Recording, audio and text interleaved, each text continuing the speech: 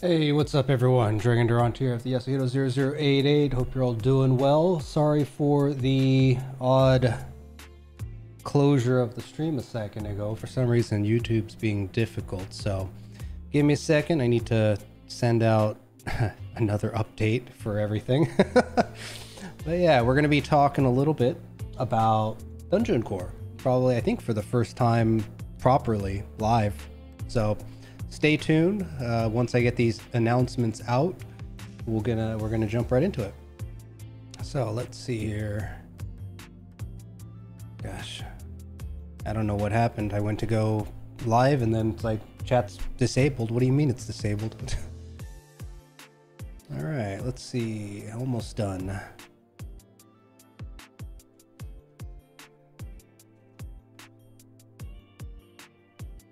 Okay.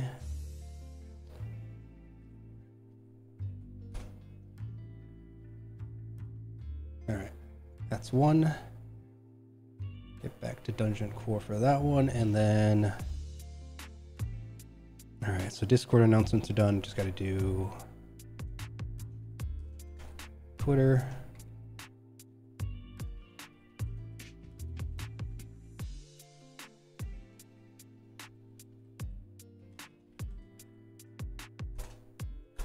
There we go. All right, let me get back to Dungeon Core on Twitter and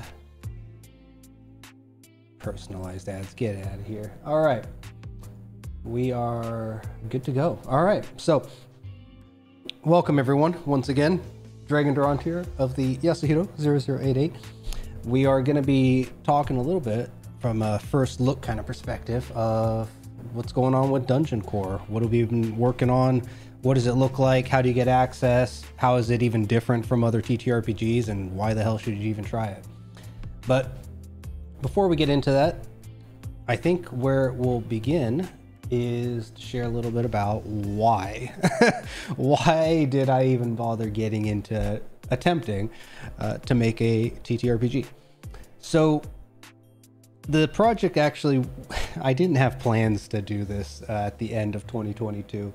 I think it was in January when there was a lot of drama happening with Dungeons Dragons and their open gaming license. And I left the corporate world to learn a little bit more about streaming, content creation, VTubing, you know, things that piqued my interest. I thought was very interesting and a place to kind of explore.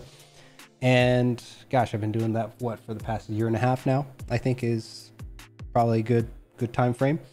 But part of why I separated myself from that corporate world was because of all the kind of smoke and mirrors that I saw there. So when I was looking at all this OGL drama, I was like, well, business doesn't change, does it? And unfortunately, you know, video games, TTRPGs, various other creative outlets, you know, I think I realize now that I saw them to be a bit more precious than just entertainment and hobbies. So I wanted to find a way to get involved with it. And well, after seeing that, what was happening with Dungeons Dragons, I decided let's try something new, because I certainly found myself looking at the existing TTRPGs and finding a few gaps there, right? So my experience with TTRPGs really started back in not even that long ago, 2015, after there were some life circumstances that I needed a distraction from. And that was when I was like, you know what, I always went to the board game shop. I was a big board game guy at that time. And I always saw on Wednesdays, they'd be doing, you know, D&D outside, you know, tables set up, groups of what, anywhere from 6 to, I think a couple times up to like 8 or 10 people. So pretty large groups, but it always looked like a good time. I was familiar with D&D since high school, just because there was one guy who was like, hey, you guys want to try D&D? And he just gave everyone a piece of paper, had us all grab some pencils. We just jotted down some notes on what our stats were and what our characters can do. It was really kind of, how do I even want to explain it? Very simple, very basic, very sticks and stones in a sense, but it was basic, right? But that moment I think kind of stuck with me, because I was like, oh, this is neat. It's not a video game, but it's a kind of on paper, kind of imaginative exploration of an adventure, right? And well, going back to 2015, 2016, when I started exploring a bit more of that, I played at the hobby shop for about a year, and fortunately had a very good GM, dungeon master, whatever you guys want to call it, and found that it was quite enjoyable. I really enjoyed the, I guess, experience that the GM had provided all of us. The players were all, you know, good people. There was a couple funny apples in there, but you know, overall it was a positive experience, and you know, the itch was there. So I ventured out into Reddit, found a random group, actually met a couple good friends that I still keep in touch with fairly regularly to this day. And you know, there's something special to that. The fact that you can build a relationship around the table and find something that lasts for many, many years. So TTRPGs, I think, are something that it really should be a kind of community first environment, right? And I've introduced tabletop RPG to a handful of friends of mine, many of which who had never even played it. I've seen at least one of them get very interested in the hobby and has kind of explored it on their own as well. So there's something special about the TTRPG experience. There's a community around it. There's a sense of a group, right? You get to a table. You might not all have the same perspectives and takes, but when you're playing the game, you're there for the game generally, you know, exceptions aside. So anyways, that was my brief little history with TTRPGs and how I got into it.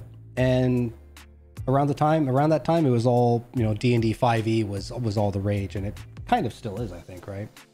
But 5e I thought was really special because, one, it was super approachable. It was relatively easy to learn. You could probably pick up the game as a player within 1 or 2 sessions, right? There was plenty of material surrounding it because D&D does have a pretty rich and lasting history behind it, all the way back from, what, 3.5 I think was another big one. Pathfinder branched off of D&D way back when some of those, I guess, founders had some disagreements with the direction of D&D and whatnot.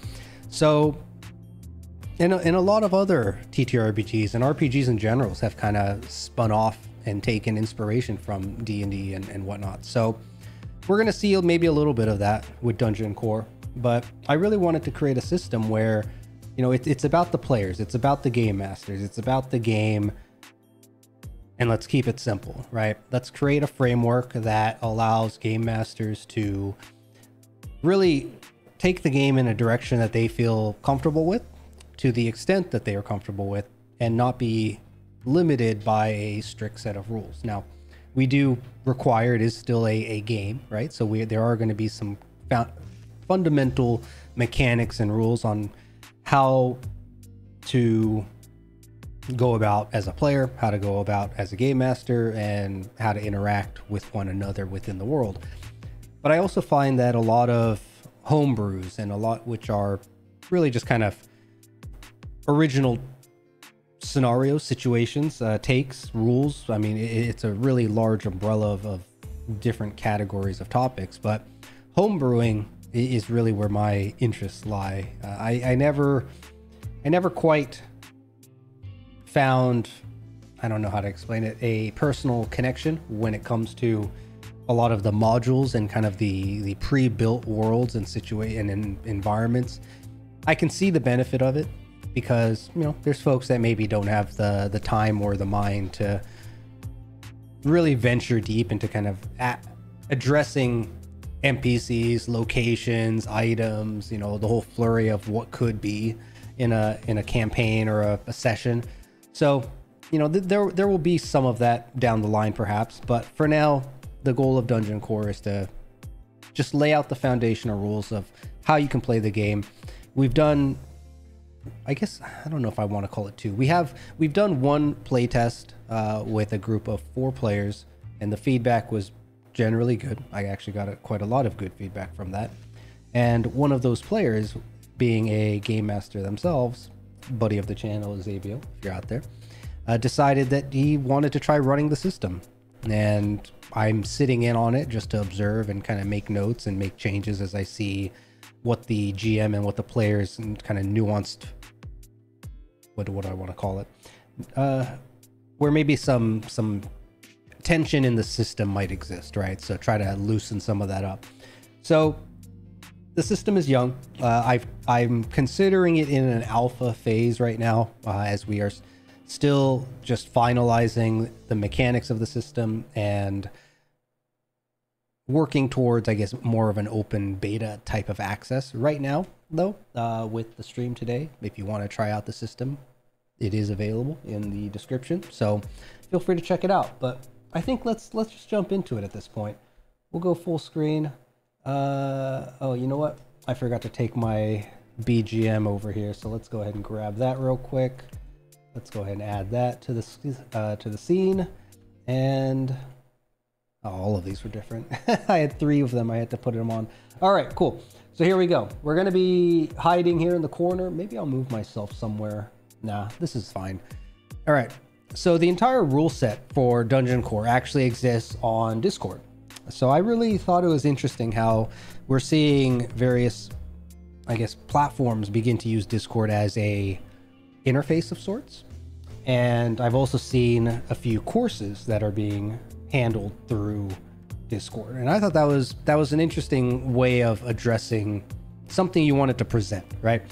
And I enjoy the Discord ecosystem. I think Discord has a lot of unique things going for it. I think there's a lot of directions they as a company can explore, but yeah, they're doing their own thing. They're actually quite huge too. So Discord is where I've chosen to kind of start building the Dungeon Core system, and yeah, link is in the description if you want to check it out. But when you first sign in, you're going to be added to, and you know, I think what we'll do is we'll address this from a player's perspective. So if I remove myself from the other special groups, do I lose access to my comments? I don't think I do, so give me a second here. We're going to make that change. We're going to go ahead and remove myself from the admin group and the staff group. Yeah, let's do that for now, and then we'll add them as we need. Okay, and we'll remove myself from player as well. So that should... Oh, I'm that's not going to work on this account because I'm a full-blown admin.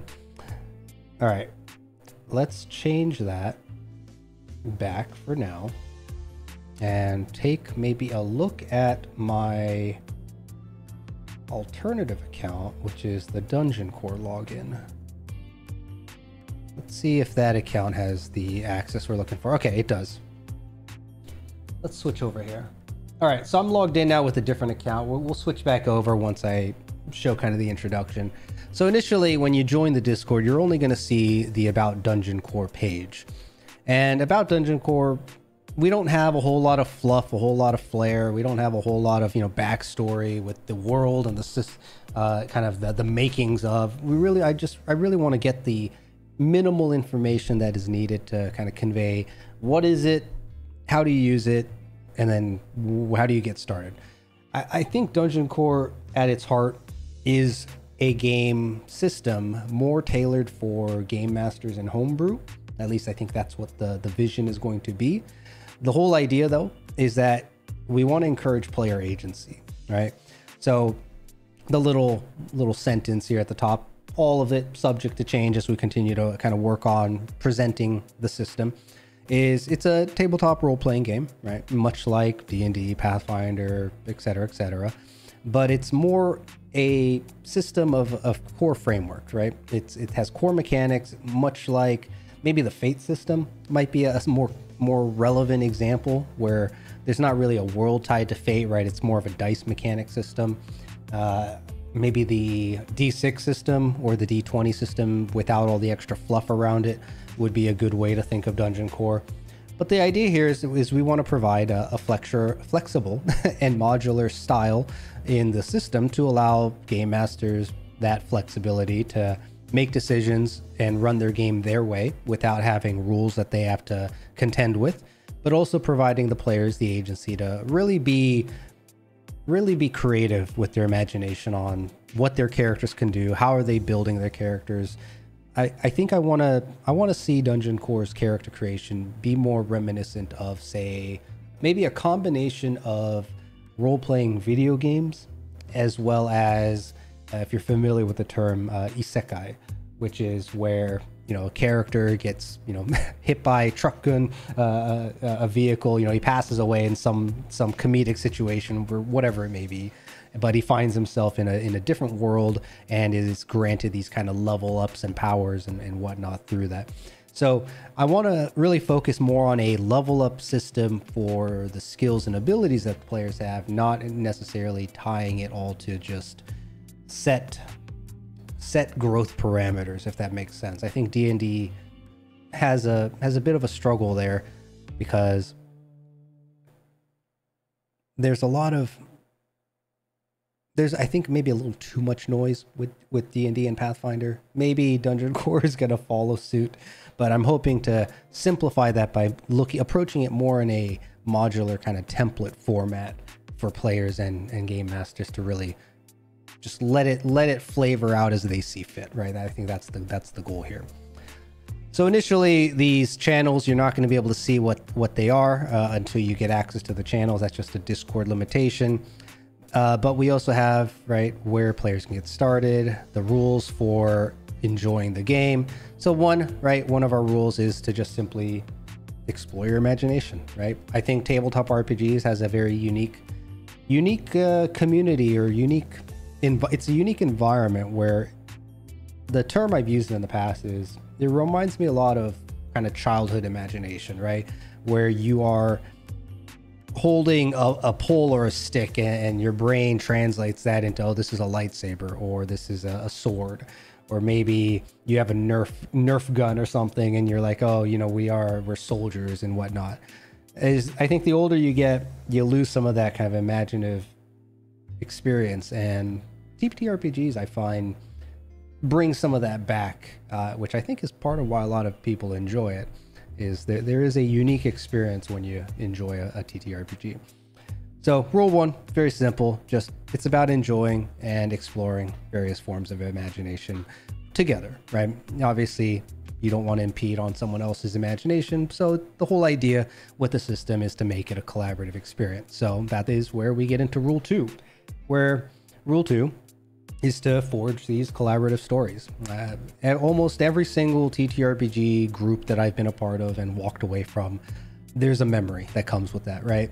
And there's a story. There's usually at least one moment of the campaign that you're going to remember, right? Or at least if the GM is doing a decent job. And it's not that, you know, it's not a high bar to reach.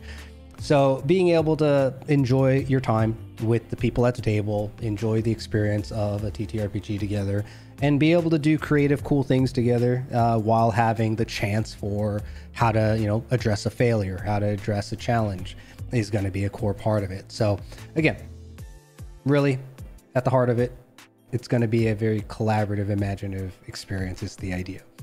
Rule three is where we get more into the, I suppose, the rules of the table, which is talking about the game master's duty. So the game master, I think, has a bit of a responsibility to be impartial, right? But also trying to not only create a world that they want to breathe life into and have players that, you know, run around in it, but you're not creating a little flea park or an ant farm. You're creating a world that's meant to be explored by the players, enjoyed by the players. And if your players aren't enjoying it, you're not really doing the duty of what it means to be a game master, in my opinion and experience. So rule three is specific that the game master is responsible for ensuring that the table is, one, having a good time, but also to make sure that the TTRPG is considered a success to some degree, right?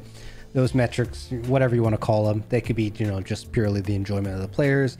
It could be ensuring that the players, if they want to do combat, you're helping them address combat. If they want to do more role playing, right? A lot of this usually gets taken care of when you're inviting players as a game master, trying to find people who are willing to play, or maybe from, you know, a group of people that you already are familiar with, right? So The game master obviously sets the pace of the game. They decide, you know, how long the group of players can maybe spends in a given location. There's a lot that the game master is ultimately responsible for.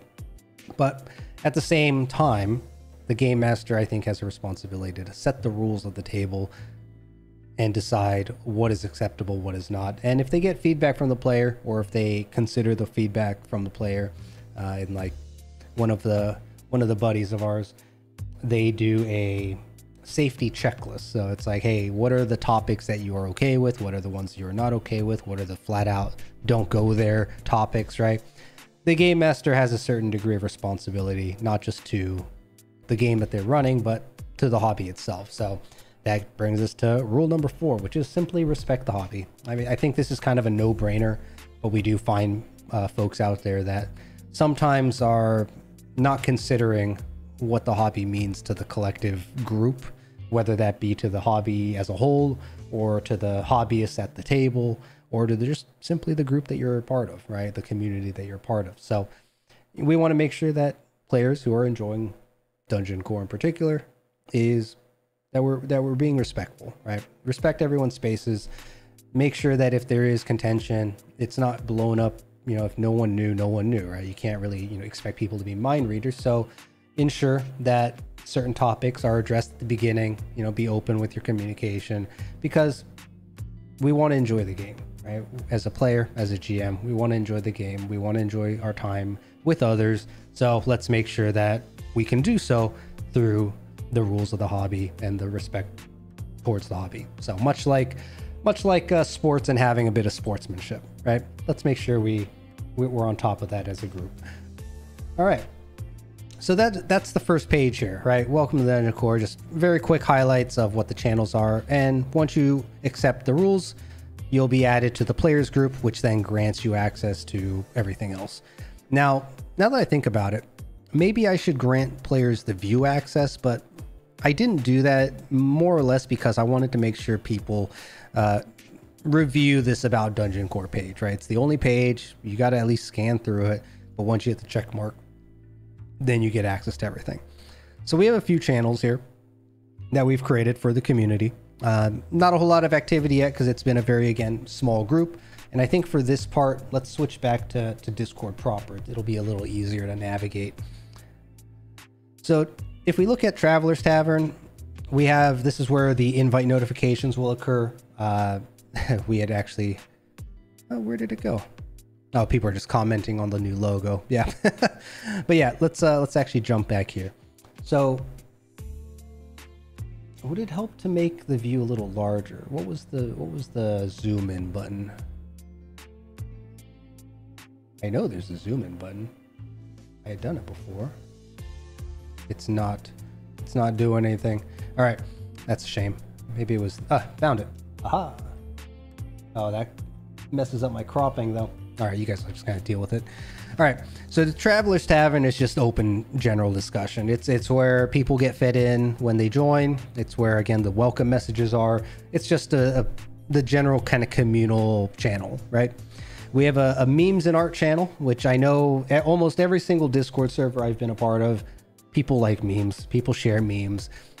Some people are more likely to post images of memes rather than actually communicate. So this is a place where if you have memes you want to share for TTRPGs or just in general gaming, whatever, and artwork, right? If you do artwork for a character, for something you're working on, for Dungeon Core in particular, it doesn't really matter, but there's a place to share more or less the image repository, right? Memes and art.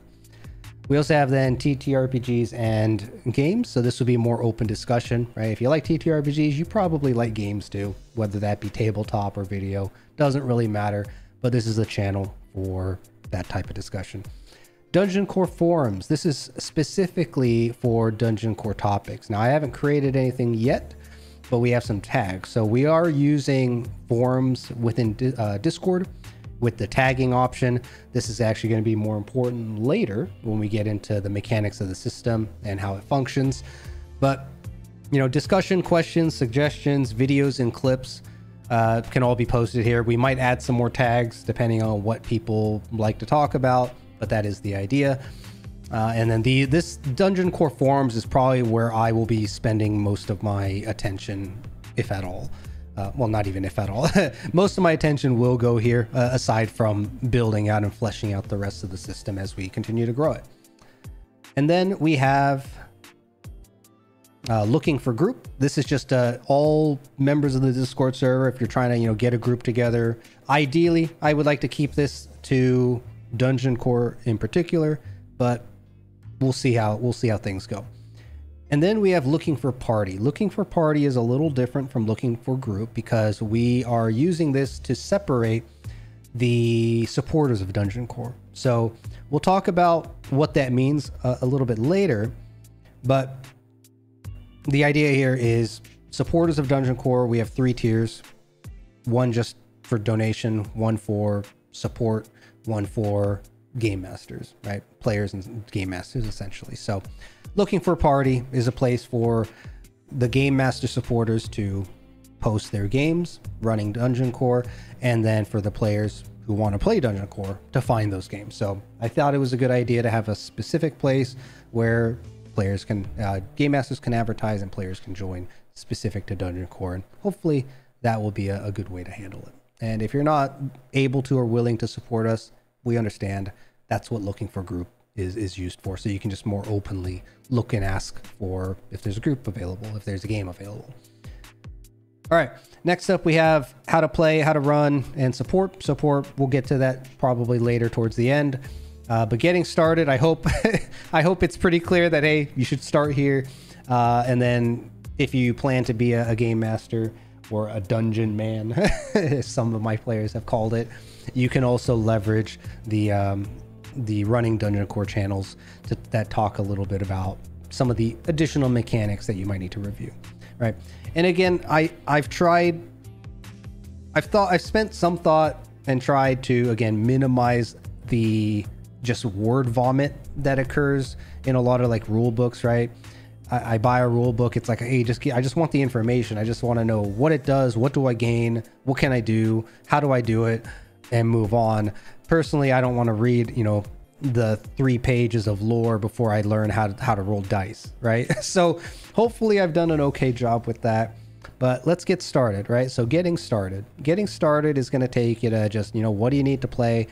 I think anyone who's a TTRPG fan understands just the basics here, but for those that don't play TTRPGs, I just added this as a basic, right? You need a group, game master and players.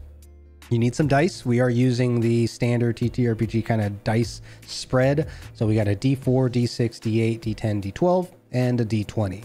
So how we use it, we'll talk about that in a little bit, but those are the dice that you'll need. I also know that players often have multiple sets of dice. So this is hopefully a system that gives players the ability to use multiple sets of dice if they need to. You'll need a character sheet. One of the concepts with Dungeon Core is the ability to play almost anywhere with just a little character sheet card. And we'll talk about that when you get to character creation. And last up, you need obviously a little bit of imagination to make it happen. Dungeon Core is probably not going to be the best system for someone who doesn't have any imagination. It might be a little difficult to understand kind of flavoring and making the features that we've set up something that you can take and flavor to really be creative with, right? But I like to hope that will be a very small portion of people, because the group also has sway on how players play, and I've seen that as well. There's a little note here. This icon, the little beginner novice icon, I went ahead and implemented here and there just to give you a little list format of what is it that we're doing here, right? So we'll find that in our future channels. And then we have a template, so we can look at our character sheet template. We have character sheets that can be used for reference on how to build a character. This is something that I felt was always lacking in some of the other TTRPGs, which is, yeah, if you buy the beginner's adventure pack or whatever the heck it is, there's some pre-built characters there. But outside of that, you got to really go looking through like a database to find like samples of how to frame a character, how to build a character, right? So I thought it'd be a very interesting idea to allow players and supporters to just create characters, make characters, share the characters, make it public on the Discord if you don't want to keep it private in your own repository, wherever that may be. And yeah, let's see what kind of characters exist, right? So where to begin? Let's start looking at the template first. So this is the rough template of what a character sheet would look like. It's again just all based on text. Keep it simple, right? This can be copied out to the character sheet that you're creating.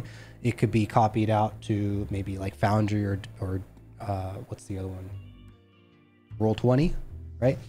But the idea here is to keep it simple, right? We just want a basic set of what defines the character's stat line, and then what type of features, which is their abilities and capabilities that they have.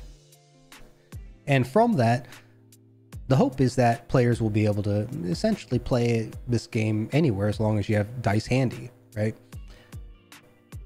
Here is a empty sheet that players can copy. This has all the formatting already kind of built into it, so that if you want it to look much like how we have it here, you're able to just copy it and all the formatting is kept. So this is a nice little option just to copy this text, right? And then make your own. And if we have time, we might actually do that on our own at the end here. There's a couple of sample character sheets. So first off, I had created a character called Victor Horizon, who acts as my first little template character. This is a medium human. We'll get into the stats and what they all do in a little bit, the features that I started with. And this is a sample of the character cards that I'm looking to create. I'm working with an artist right now who is working on some custom icons. Right now, we're just using the general kind of emotes that are available. I don't even know what they're called. I'm too old for this. But the idea here, right, is we're going to have a little matrix here for the stats. I really like the kind of hexagon, or not hex. Hexagon. Yeah, I'm right. Yeah, I really like this little layout with the little stat distribution. I'm not really sure what the name for this is, so if someone knows, please comment. I know there's a name for this kind of matrix, this distribution kind of model here. I just can't figure it out. I just don't know what it is. We have health, we have mana, we have speed, armor. We'll talk about that. But character, level, and then maybe on the back of the card, we'll have a list of features that are available, right? So this is the idea I wanna bring to life with Dungeon Core, is the ability for players to print out their own character cards, and really just almost like collecting trader cards, right? Trading cards. It's like, hey, here's my spread of characters. Maybe we'll have cards in the future if there's support for the system for like feature decks, right? So generic feature decks, so that you can easily basically have a deck for your character. I thought would be a very fun, neat little idea that lets players to, who are going to, say, conventions, be able to have a physical way of presenting their character rather than just, on an app or a laptop or a phone. Let's make it, a little bit more physical, right? In the presentation when you're getting together physically as a group. Obviously, if we're playing over Foundry, Roll20, other, virtual tabletop environments, we'll have to tackle that if we get the support to be able to tackle it. But at the moment, it's I've looked into it. It's not cheap, and unfortunately I'm not a programmer, so it's a little bit more involved than I can tackle at the moment. But yeah, we are looking to make a kind of template of these character cards once that artist's work is done. So hopefully we'll be able to release like a PNG or maybe a couple PNGs, so that players can choose their image, choose their kind of overlay that they want, and then fill it out in their own photo editor. In the future, it'd be nice to have like a web app or something that could handle this, but again, we're just not there yet. We're in a early mid alpha phase, if anything. Some other character sheets that I had created is going to be found at the bottom here. So recently I created a few templates of level 1 character types, right? So we have, again, like a martial fighter. Maybe eventually I'll add a photo to each of these. We got a rogue, we got a shifter. What else did I add? Shifter, fighter, rogue, champion, ranger, and a mage. And then, you know, some creativity from our playtest group. I have another set of characters I want to get added here, but the players are playing it in a different Discord, so I'm not really trying to bug them too much. But this was a lot of fun because we had a character that was a magical cat girl, a cat that was transformed by a wizard. We had someone literally play a squirrel that threw, I think he called them nut busters. And we had a sorcerer slime, which was fantastic. And then we have the adamant squire here, which was a more traditional kind of character. But the players really came up with some very interesting, very creative kind of directions, which I find a lot of TTRPGs today really restrict you with the kind of character flexibility, right? You're always kind of constrained to the range that the system defines. And I wanted to open that Pandora's box a little bit. So let's talk about what it means to build a character and what's involved there, right? So going back to getting started, we suggest all players look at character creation first. Now, character creation is not just character creation. It's also doubling as kind of explaining or not explaining, but introducing the basic, I guess, framework for character. And when it comes to TTRPGs, the character really are kind of the focus of the game, right? The plot is there, sure, if the GM is doing a decent job. The game master is there, but they're more of a moderator, in my opinion, if anything, or a moderator / narrator, right? So players and the characters are really kind of the focus of a TTRPG. So that's where I want players to start, right? Start with understanding what goes into a character and what defines a character. So we're going to start with race. Now, race, I've created a few familiar races, which are going to be pretty obvious. But what we do in the race section here is going to be, we determine what our racial type is going to be. Now, this could be really completed at almost any time, as long as it's done before features are selected. And I've had a couple players say that, you know, it's like, hey, what do stats do? But we'll learn about stats immediately after this, right? So review racial benefits. What are racial benefits? Racial benefits are going to be the distribution of starting racial points and character points. Racial points are going to be used on racial features. Character points are going to be used on character features. And there's a few types of character features, from archetype, profession, arcane, but we'll get into that when we get to features. But the whole idea here with the race selection is choose just the first obvious aspect of what your character is going to be, right? What's their heritage? What's their background? What's their race? And there's a few basic ones. We have human, we have dwarf, we have elf. I think these are kind of the trifecta of fantasy. I also find that it's very easy to flavor them for sci-fi or other themes as well, right? So you could have, you know, space humans, you could have space dwarves, you could have space elves. And then we have the more generic kind of catch-all categories. We have beast, monster, and mixed race. Beast is, think of, you know, more animalistic features. And then monsters would be basically a catch-all for anything that does not fall under other categories. So not a human, not a dwarf, not an elf, not really animalistic, but maybe a creature of some sort, right? Maybe mechanical, maybe otherworldly, maybe it's an alien of some sort. Otherwise, you know, your typical monster types, from greenskins to vampires to wolves, or not wolves. So wolves would be beast, but mixed race is a combination of any two, right? So we know in life and in TTRPG settings there is mixed races. Why define what a mixed race is? I mean, it's such an open mixed bag to draw from. I like the idea of a mixed race just being a combination of the others and having the ability to kind of split the benefit down the middle and be able to have a greater variety of what they can choose from, right? So we'll get more into mixed race at the bottom here. But when it comes to TTRPGs, another big element of character creation and race is also the size of the character. Size is no longer associated to the race, which I always thought was a little silly, right? I get there's some general kind of stereotypes that, hey, humans are the kind of the de facto medium, and then you got, you know, halflings that are clearly, you know, small, and then you got maybe like a giant that is clearly on the larger side of the scale. But I'd like that to be more of a player choice rather than a race choice, right?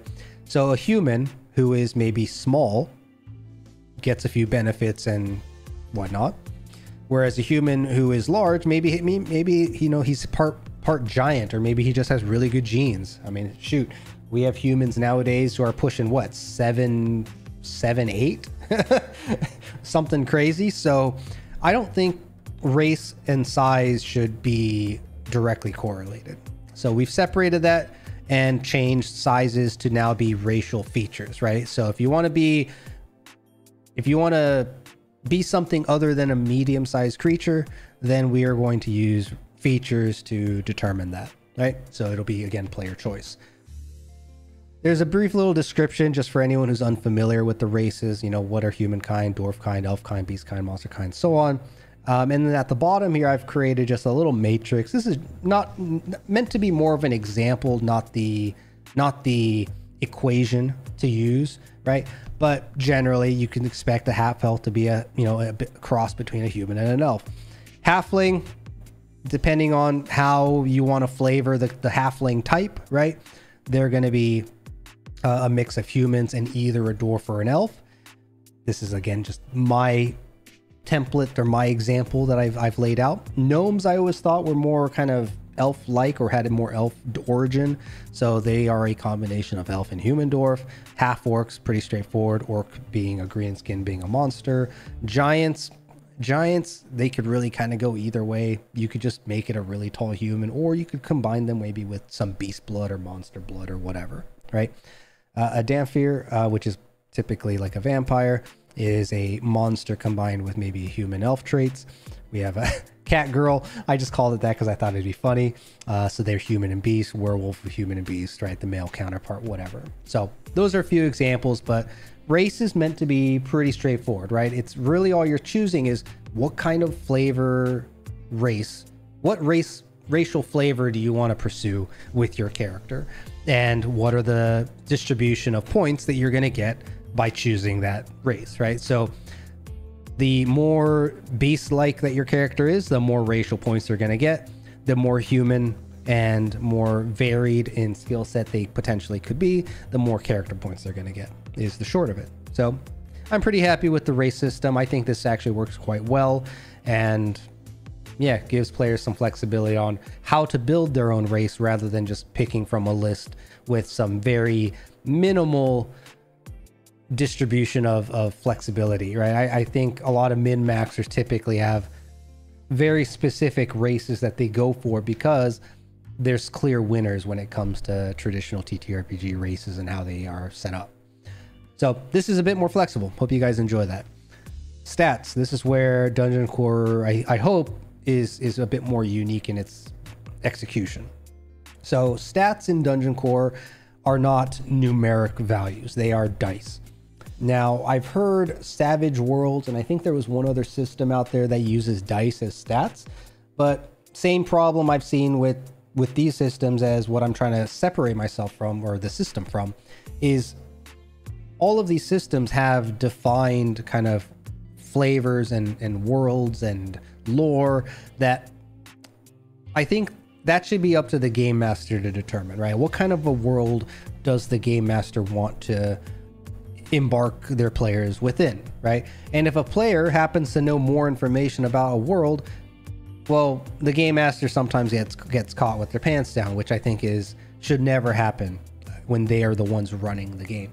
So we've separated stats and from I think the flavor of how the game is run a little bit, and just created a system, right? A mechanical system for how dice function in a stat kind of economy. So in character creation, stats again could be adjusted almost at any time, but by the time you conclude and resolve your features, things should pretty much be settling down. Now stats, all characters start with a distribution of a d6 in 6 stats. We'll get into those in a second. And through character creation, you can do 3 improvements, right? So a d6 can become a d8, a d8 could become a d10, right? We're increasing it by 1 size. So stats at level 1, here's some distributions as an example. You can go with the 3d6, 3d8 as a distribution, right, with the 3 improvements, or you can go a little bit more extreme, make a d8, 1d8 and 1d10, right? That's a +1, +2 in the improvement number of times. Or you can go all in and say, hey, I want all my stats to be pretty average at d6, but I want one stat to be really good at d12, right? So these are really kind of the standard ways of distributing the stats. There's not a whole lot of variation that could be handled here, but there are a few features that will give you some flexibility. So we'll get into that later. The stats themselves, we have 6 stats. Vitality. Vitality is your spirit, energy, health. Really, it's a stat that is specifically used for, I think, the, how do I want to phrase it? For the life force of a character, right? So it's going to associate itself with health points. We are going to use something called vitality dice, which are, you know, a number of dice equal to your level. For those familiar with D&D, this will be very parallel to, say, hit dice. But rather than calling it something different, we're just going to use the stat dice itself as the dice for that purpose, right? Health and mana recovery. When you're resting, you will spend vitality dice. So vitality, again, is used strictly for kind of life force of sorts. And then the death timer, which is a very, I think, unique system that I would like to introduce to TTRPGs to create a bit more of a don't F around too much attitude, make it a little bit more kind of bordering hardcore. But we'll get into death timer a little bit later. But it's how death is handled in Dungeon Core, right? Body is the second stat.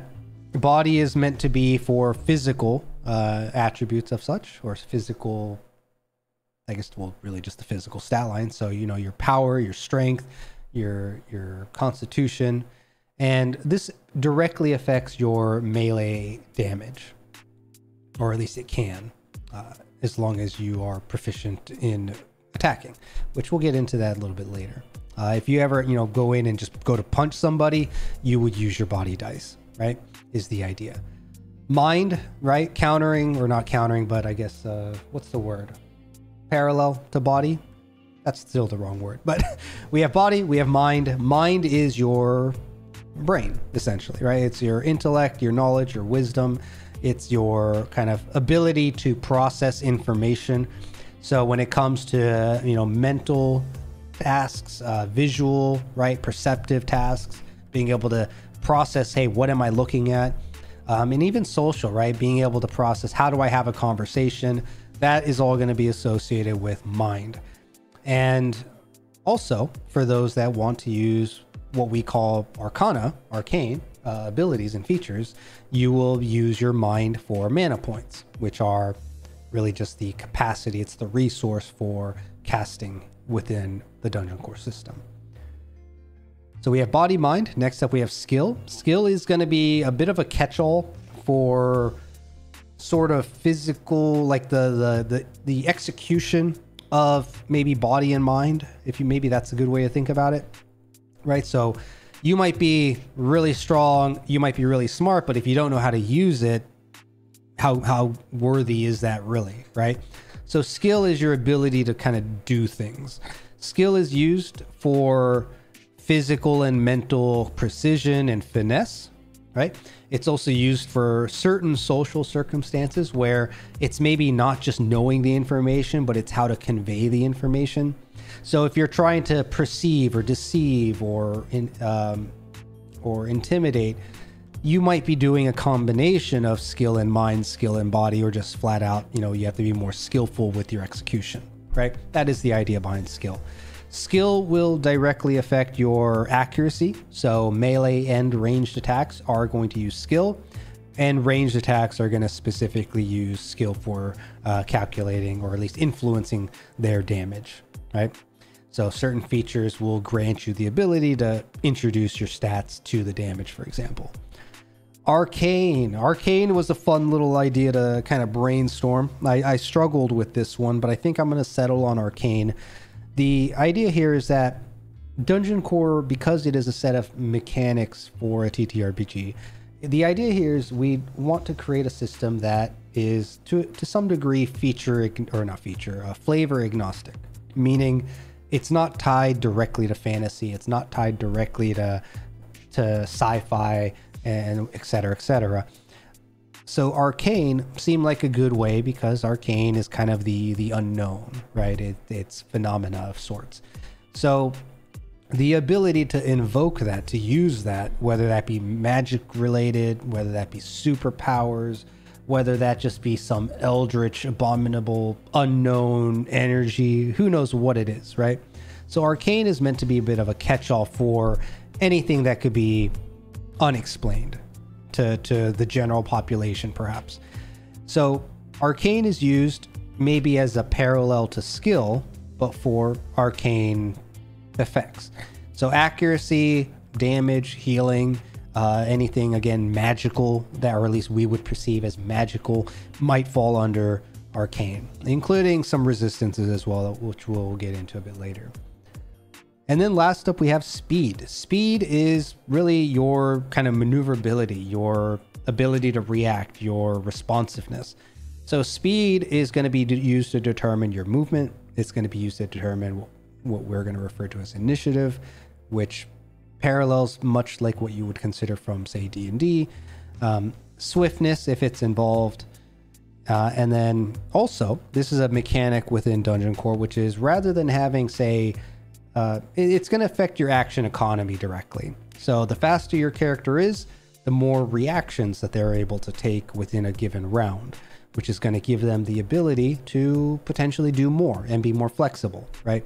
One of the challenges I found in TTRPGs is that, unlike video games, which can do calculations on the fly, is that there wasn't an easy way to say, hey, if I'm playing a rogue that is moving at lightning speed because I want to be like really fast, I want to go fast, you know, I want to be Sanic. There's really no TTRPG system that I've really been exposed to or seen a good example of that gives the player the freedom to, say, act and interrupt and interject and respond if their character theoretically should be much faster than, say, their opponent or their target or even their allies. So this is one of our players in a closed game actually made a comment that, oh, Dungeon Core, this is the actually system. So, you know, in combat, if someone takes an action and you want to interject somehow, whether it's by repositioning or maybe activating a reactive feature that allows them to interrupt it, whatever the reason might be, it is a very reaction heavy system, which we'll talk about a little bit when we get to when we finish the character creation stuff. Last up, we got, you know, how do you calculate your health? Now, this has actually changed from how it was maybe a couple weeks ago. So I actually want to boost the level 1 health of characters, right? Oftentimes in D&D, and I want to say Pathfinder was probably very parallel to this, is that level 1 and 2 are usually the most dangerous moments for characters because they're the most prone to hit 0, to potentially die off, which what a kick to the nuts, right? Like, that's the last thing you want to do is spend time thinking about a character, making a character. You get into a situation and all it takes is one unfortunate roll and your character might be dead. And usually there's a lot of stuff going on behind the scenes where the GM and the player maybe work out how to keep that character going. But I think an easy solution would be to just let's give them a boost in their starting stats. And also, rather than having to roll, future editions might be rolled, but the initial health points are just going to be an easy to calculate. Take your vitality dice, take your body dice, max it out, and add them together. Simple.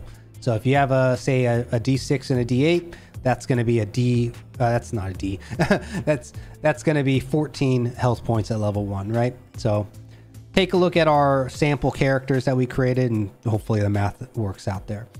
Mana points. Mana, in order to use mana, a character needs a particular feature called arcane.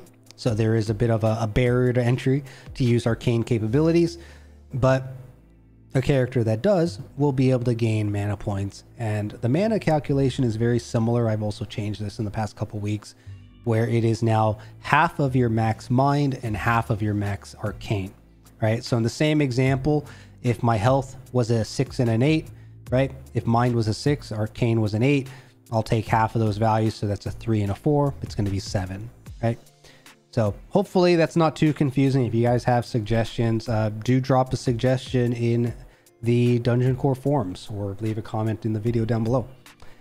And then last up, we have move speed. So move speed is actually going to be handled a little differently. This might seem a little extreme to some, but based on your speed dice, if you're playing on a grid, every number on the die surface, so a D4 would be 4 spaces, a D8 would be 8 spaces, right? If we're doing feat conversion, so again, D&D unquestionably is the most popular system.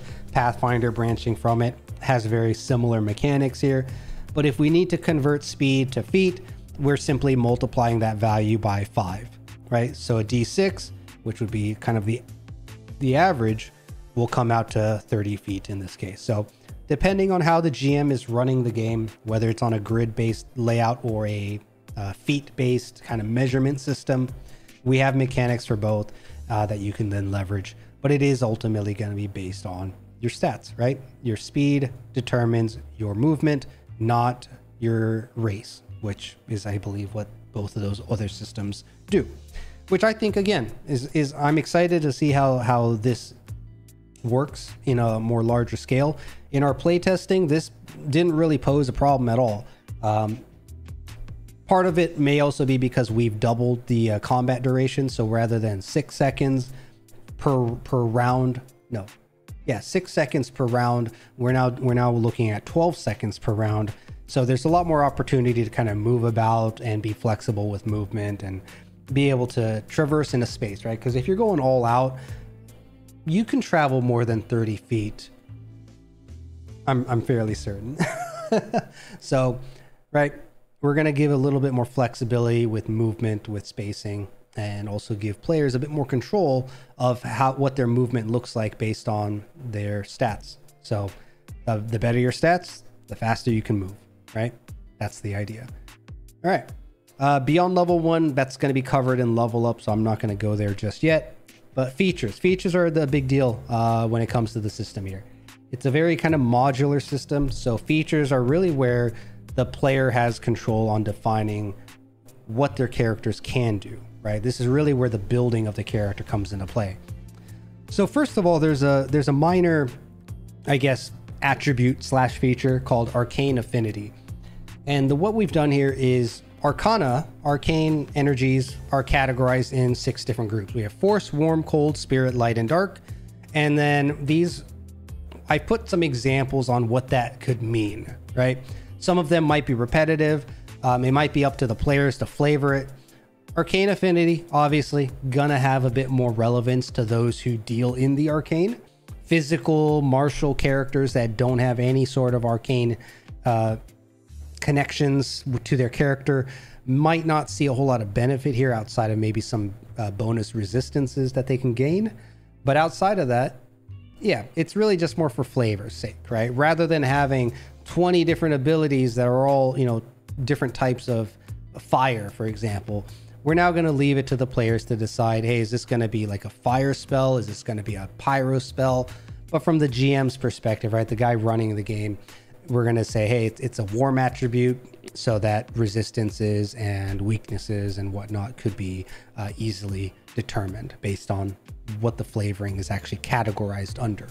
So all players will get one to associate to their character. So there's a lot of directions that we can go with this, but for now it's being kept very simple because there's other mechanics that we want to try to make sure are built properly before we go crazy with all the different things arcane affinities could potentially be associated with, right? So yeah, all characters will start with one innate free affinity.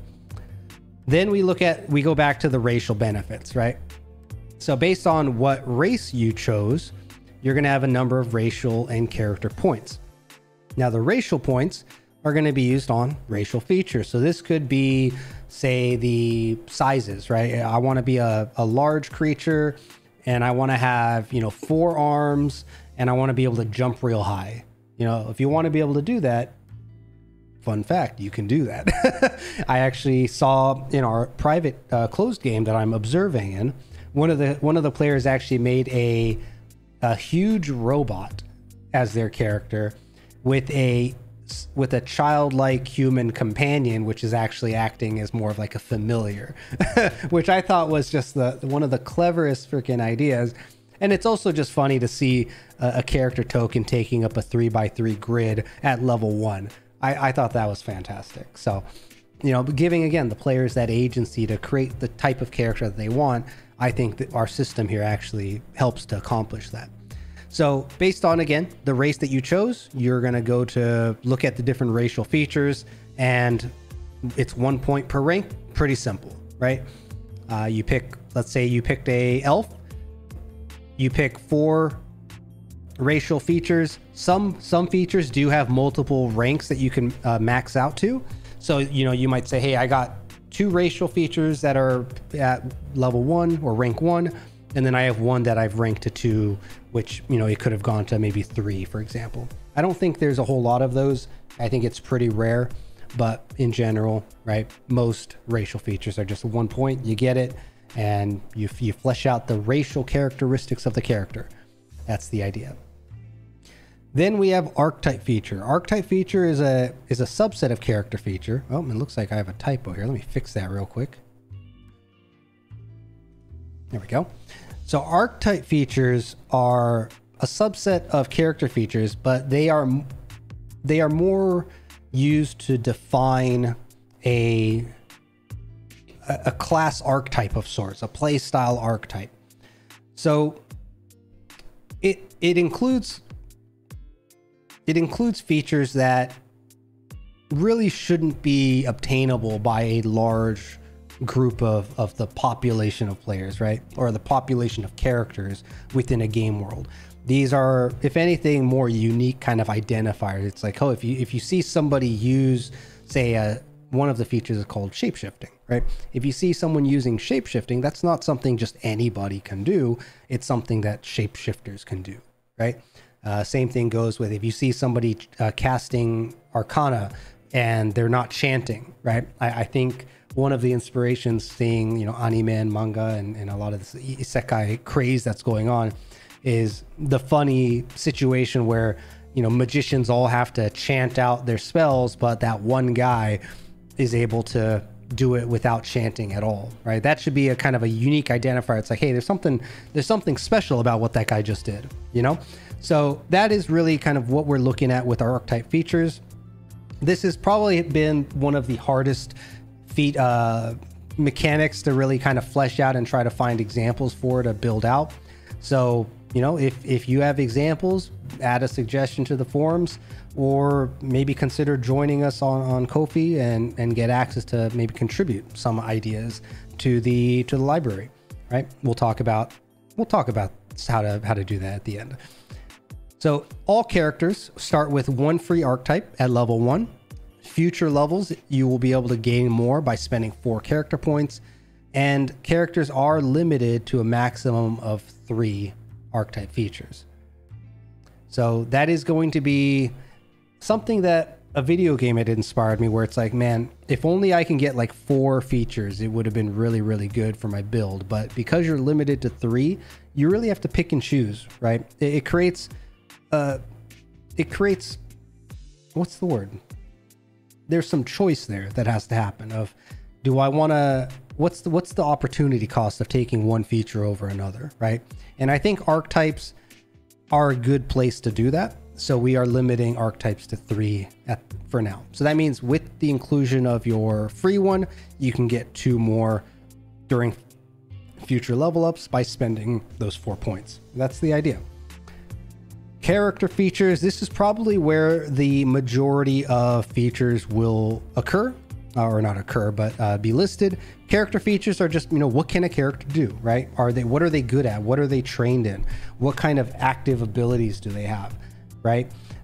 It's going to be a catch-all for pretty much anything your average person can do within any game world, right? Do I want to be able to climb? Do I want to be able to swim? Do I want to be able to be good with my weapon? Do I want to be able to be good with my shield? Do I want to be someone who stands in oncoming attacks, right? Do I want to cover my ally? Do I want to... God, there's so many of them that could be added here, and we have a pretty hefty list of them already. So character features are where the vast majority of character points will be spent, and then the exception here would be arcane features. Arcane features are a separation for arcane capabilities, right? So any sort of magic, superpower, imbues, detection via arcane means, right? Like fortune telling of sorts. That is all going to be classified under arcane. So these are separating the features that particularly draw on the arcane and don't draw on characters' capabilities, right? There are a couple of character features that have the arcane tag, and I'll actually maybe explain that here real quick. So if we go to, say, searching for character feature, we have a brief little description in the searching for, which is always going to be pinned in every single forum channel. And then we have a list of what we've created. And then you can see here, right, we have arcane and we have mana tap under arcane character features.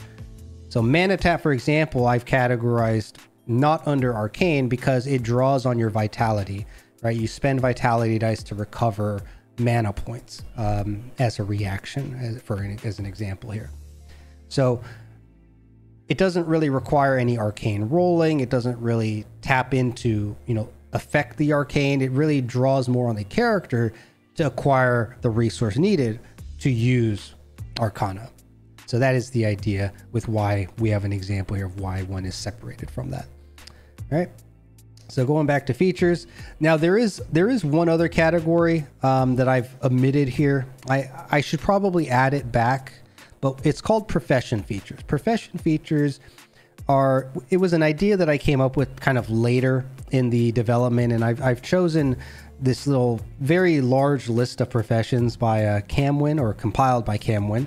So credit to you if you're out there. I don't know if you still follow around, but the idea with profession features is these are non-combat professions, right? So it's not, hey, I want to be a soldier, right? Your character features will define how to be a soldier, but it's like, hey, I want to be able to bake bread. I want to be able to repair my armor.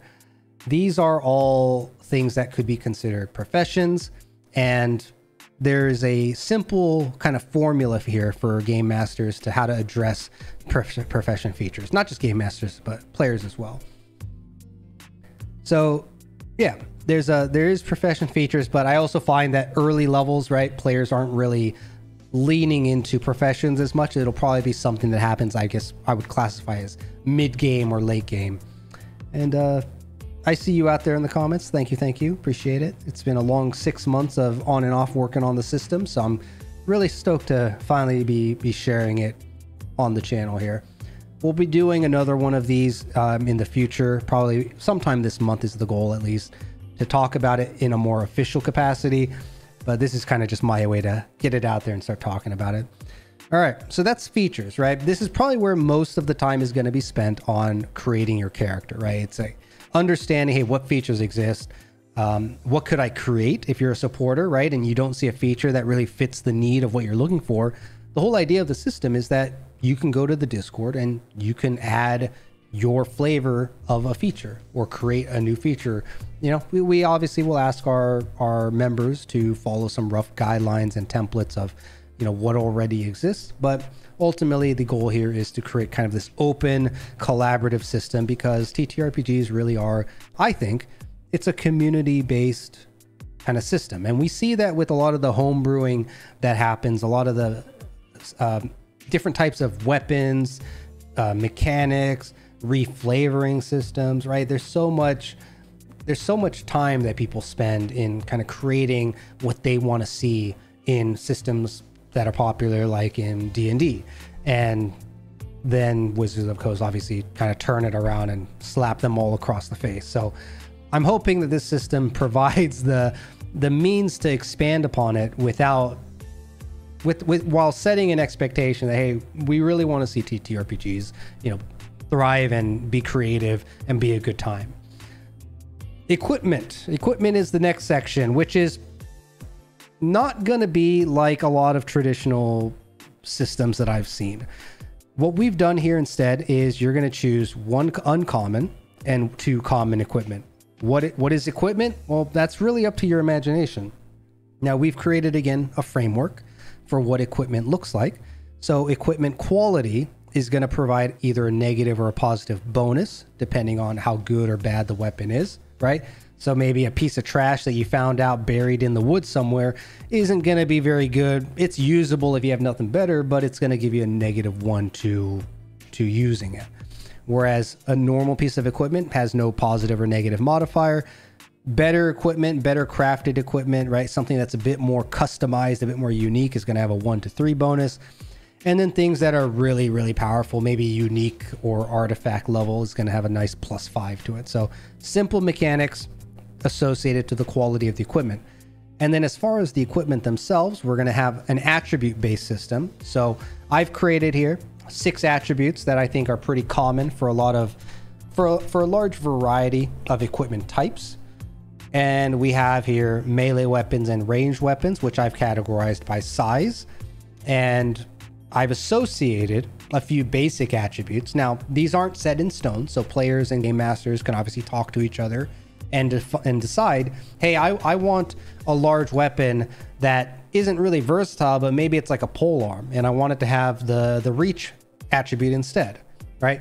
It should, again, I think D&D, Pathfinder, they've grown to a point where they rely so much on just spelling out the roles, or not the rules, spelling out the rules, where it creates tension in the GM and player kind of communication and collaborative kind of working together to create a win-win environment for the game and the players and the party and so on and so forth.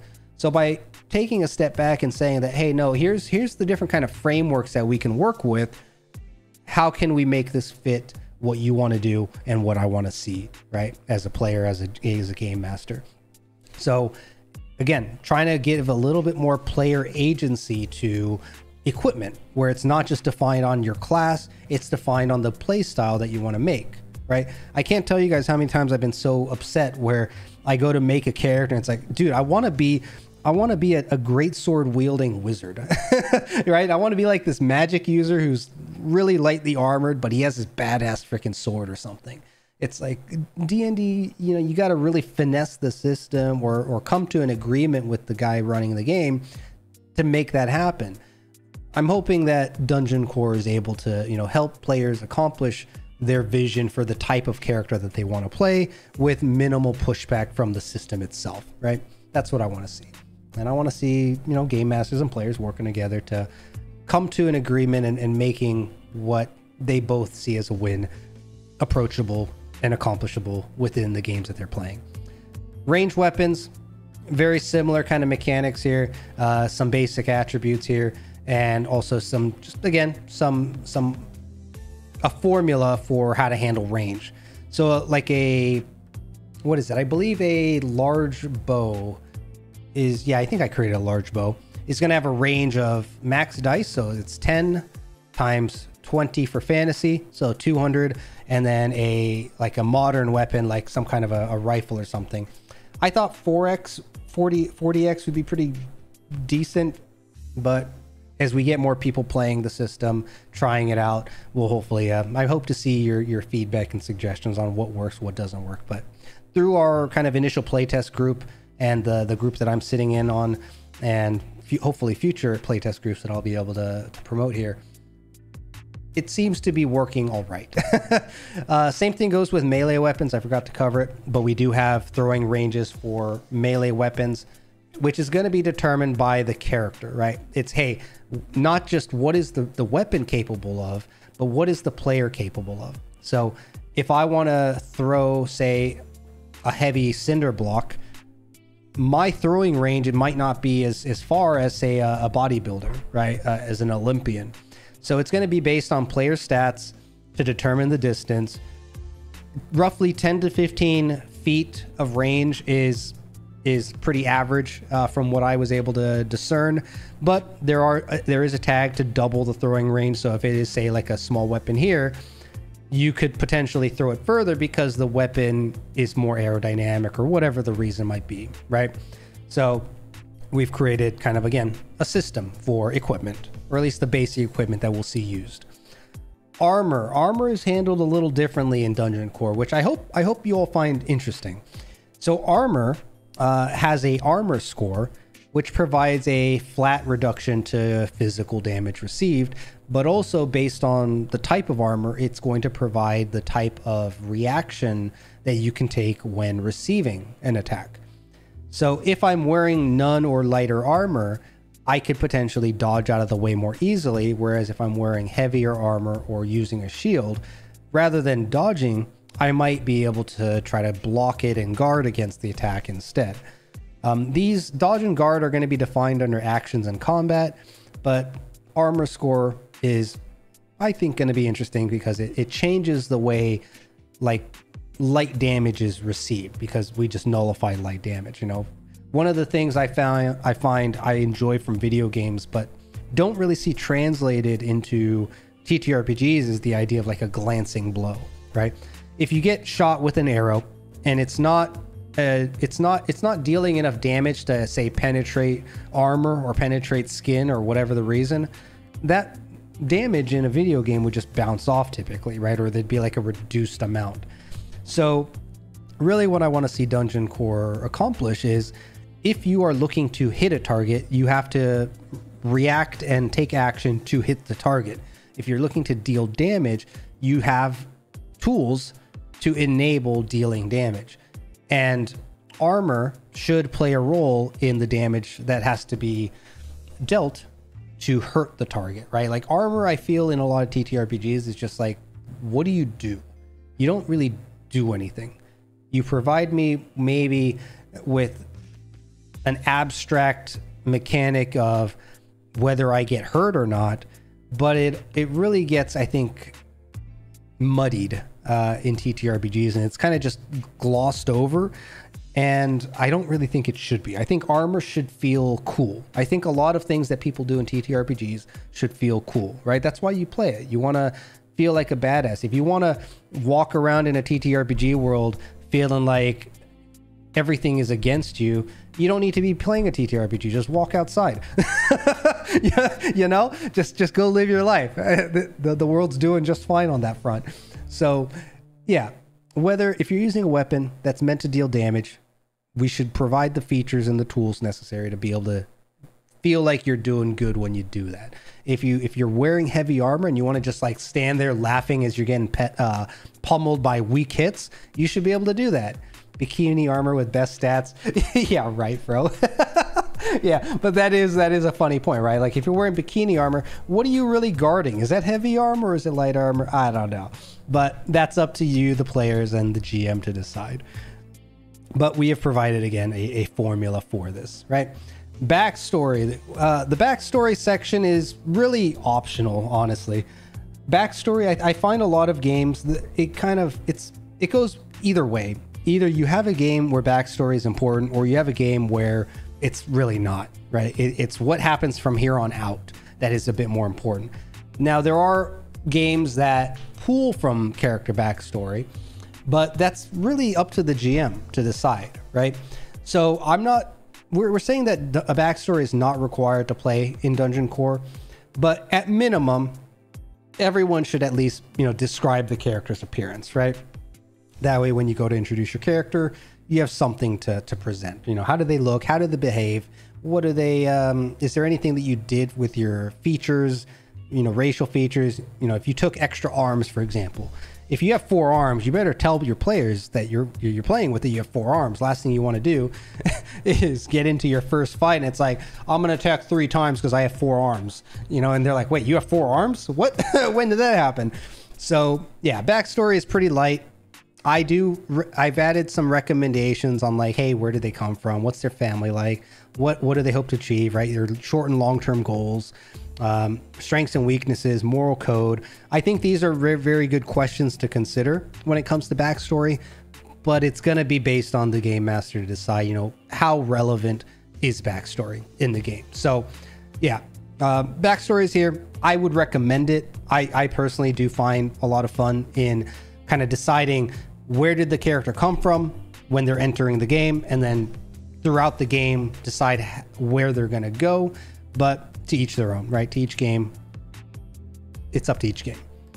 Level up, I'm not going to get into level up too much because this only matters if you reach level up. But in short, you immediately improve your stat, you immediately improve your health and mana, and spending your character points that you gain 4 points per level. After level 10, you'll start to gain 8 points per level. And the reason for the change here is that stat increases, because we are now using dice, don't increase from level 1 to 20, right? We're using level 20 because it's familiar. It's a good, I think, milestone to max out at. But stat increases only occur up to level 10, meaning after your level 1 changes, you're really only going to have 9 increases that you can create. Now, what that means is that the longer the game goes on, the less relevant stats become, and the more features become, right? The more important features become. So the goal here with Dungeon Core is, if I put points in being really good at being sneaky, then damn it, by the time I'm max level, I better be a ghost. You know, I better be a specter of death or whatever it might be, right? And stats I think don't scale in a way traditionally, even with the mechanics that we've chosen to represent that, right? It's really your features, your abilities that are going to define your character at the end, not the stats. So stats are really going to be looked at as a range of capability or the capacity for potential, whereas features are going to be the defining traits of a character and how a character can act, behave, how they can react and respond, and a whole flurry of basically what defines who they are, what they do, how they play, and so on and so forth. So around the time of level 10, when stats stop increasing, and for the most part, everyone I think is going to have either a D10 or D12 in every stat by that point, right? There's a few situations. For example, you can choose to improve a stat by reducing another. So, you know, end game, if I want to say, man, I never really put points into speed, but I really don't find having this high arcane capability when I didn't build my character to be arcane focused, I might want to retrain it into speed instead, right? So we've accounted for that. So from level 11 to level 20, it's really about fleshing out your abilities to max them out and get some of them to, you know, rank 9, which is the strongest level that you can get a certain feature to, but also finalizing kind of and funneling down to the bare bones of, hey, this is the kind of character I wanted to build, right? So I see this as there are a few stages of character progression that's actually baked into the leveling system of Dungeon Core, which I don't personally find. I have not played a system yet that does a good job at character progression. There is progression, but it's like railroaded progression, right? You don't really feel like you're making the choice. You're just trying to reach a goal to get stronger, right? Rather than the journey showing you and your table that, hey, I'm getting better at the thing I want to be good at, right? So that's character creation. It's just 6 sections talking about race, stats, features, right? Introducing those core kind of mechanics, talking about equipment, providing the framework for it, talking about backstory, providing the framework for it, and then just spelling out, you know, what do you need to do when you level up, because that's obviously going to be a question when you get from level 1 to level 2. So now that we've finished looking at character creation, let's swing back to getting started and touch on the next part, which is the DC-20 system itself. So once you review character creation and you have a good idea about what those functions and mechanics do, then we can look at, okay, what's the extra stuff? What's the additional info that we need to know? So again, I left out a lot of fluff and flair. Playing Dungeon Core probably is the only one that has a whole lot of it. I really want to just provide the information. GMs should understand it. Players who are familiar with TTRPGs can likely navigate it. Brand new players who've never touched a TTRPG in their life, unfortunately, you guys might be a little confused, but if we get some feedback and interest in the system, we'll look to expand on kind of like a new player's guide or something. But really, when it comes to playing Dungeon Core, I've categorized 3 different types of play. We have quick play scenarios. These are like one-off missions. You know, you have a GM's like, hey, I want to try this out. Let's create maybe a one combat encounter. You know, it's maybe less role play focused, or maybe it's purely role play focused, right? So it's really focusing on 1 or 2 specific activities from a wide variety of, you know, whatever you find relevant. And players have a pretty good idea of what they're walking into, right? The mission, the scenario here is to navigate through this ruin, find the monster, kill it. The purpose here is it's my daughter's birthday tomorrow and I need to find her the best prize or the best present, go into town, look into the market, talk to the merchants, and get me the best prize or the best present available, right? Things, very basic, simple things like that. Then we have one-shot adventures. These are, like, again, your short adventures, probably akin to a traditional one-shot, which could take, you know, 1 to 2 to 4 sessions. But this is something where it's like, hey, you start in a town and something happens. I need to go investigate. Oh, there's a baddie. I slay the baddie. I go back to town, complete the mission, right? So one-shot adventures are meant to be, it's a one-off. You could potentially finish it in 1 session if you're playing for like 4 to 8 hours, but otherwise you can break it up to maybe like 4 2-hour sessions, for example, right? Or 2 4-hour sessions, whatever works for the players and the GM. And then we have our ongoing campaigns. These are going to be your long-term, multi-week, multi-month, potentially multi-year, depending on, you know, the sickness that you have, to explore a world that the GM has laid out for the players, and for players to hopefully go from level 1 to level 10, maybe even up to level 20, right? The quick plays and the one-shots, you could probably jump in at any level once you're familiar with the system. So then we have the tiers of play. Tiers of play are pretty simple. This is where the kind of progression I was talking about happens. Level 1 and 2 are very simply, wake up traveler, we got to go do stuff, right? You're just starting out, you're a beginner, you're an average human. You've maybe specialized in a little bit here and there, depending on your race and your features that you had available to you. But really, this is where you're learning the game. And what I would recommend most new players start at, right? Start at level 1, learn how to make your character, see what kind of features and how you're limited with your features. Level 2, you learn how to level up, right? And level 3 to 10 is where you're adventuring, right? Now you're playing the game. And from here on, it's about, you know, learning about how your character wants to play, how your character fits within a party, what type of features do you want to start building towards as you level up in the next 7 levels or whatever it was. And then level 10, your stats stop increasing, right? You've pretty much maxed out your stats. Most people will have maxed out to where they want to be. Some people might make a couple adjustments in future levels. But from level 11 to 20 is where almost all your focus after leveling up is going to go into what your feature distribution is going to look like, right? Am I going to be combat oriented? Am I going to be utility based? Am I going to be a defense based? Am I going to be some kind of hybrid? This is where your legend is born, right? This is where your character really starts to make a name for themselves, assuming that they don't perish along the way. We talk a little bit about dice. We've touched on it a little bit, so I don't want to get too deep into the dice itself, but the D20, in short, is a range of chance, right? You can look at the D20 as the unnamed luck stat within the game, right?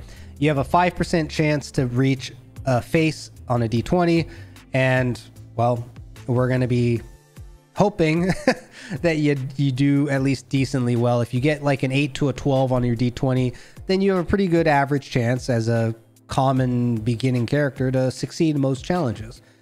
The D4 to D12 are purely used to represent stats, damage, healing, value for equipment, value for item, like effectiveness and whatnot, bonuses from features. So D4 to D12 is really what you're primarily rolling in addition to the D20, if the D20 is involved at all. Now, dice are used to roll challenges. Almost all rolls, especially those involving the D20, are considered challenge rolls. in traditional D&D, you can consider them like checks. In the other systems, I don't really know what they're all called off the top of my head, but challenges, right?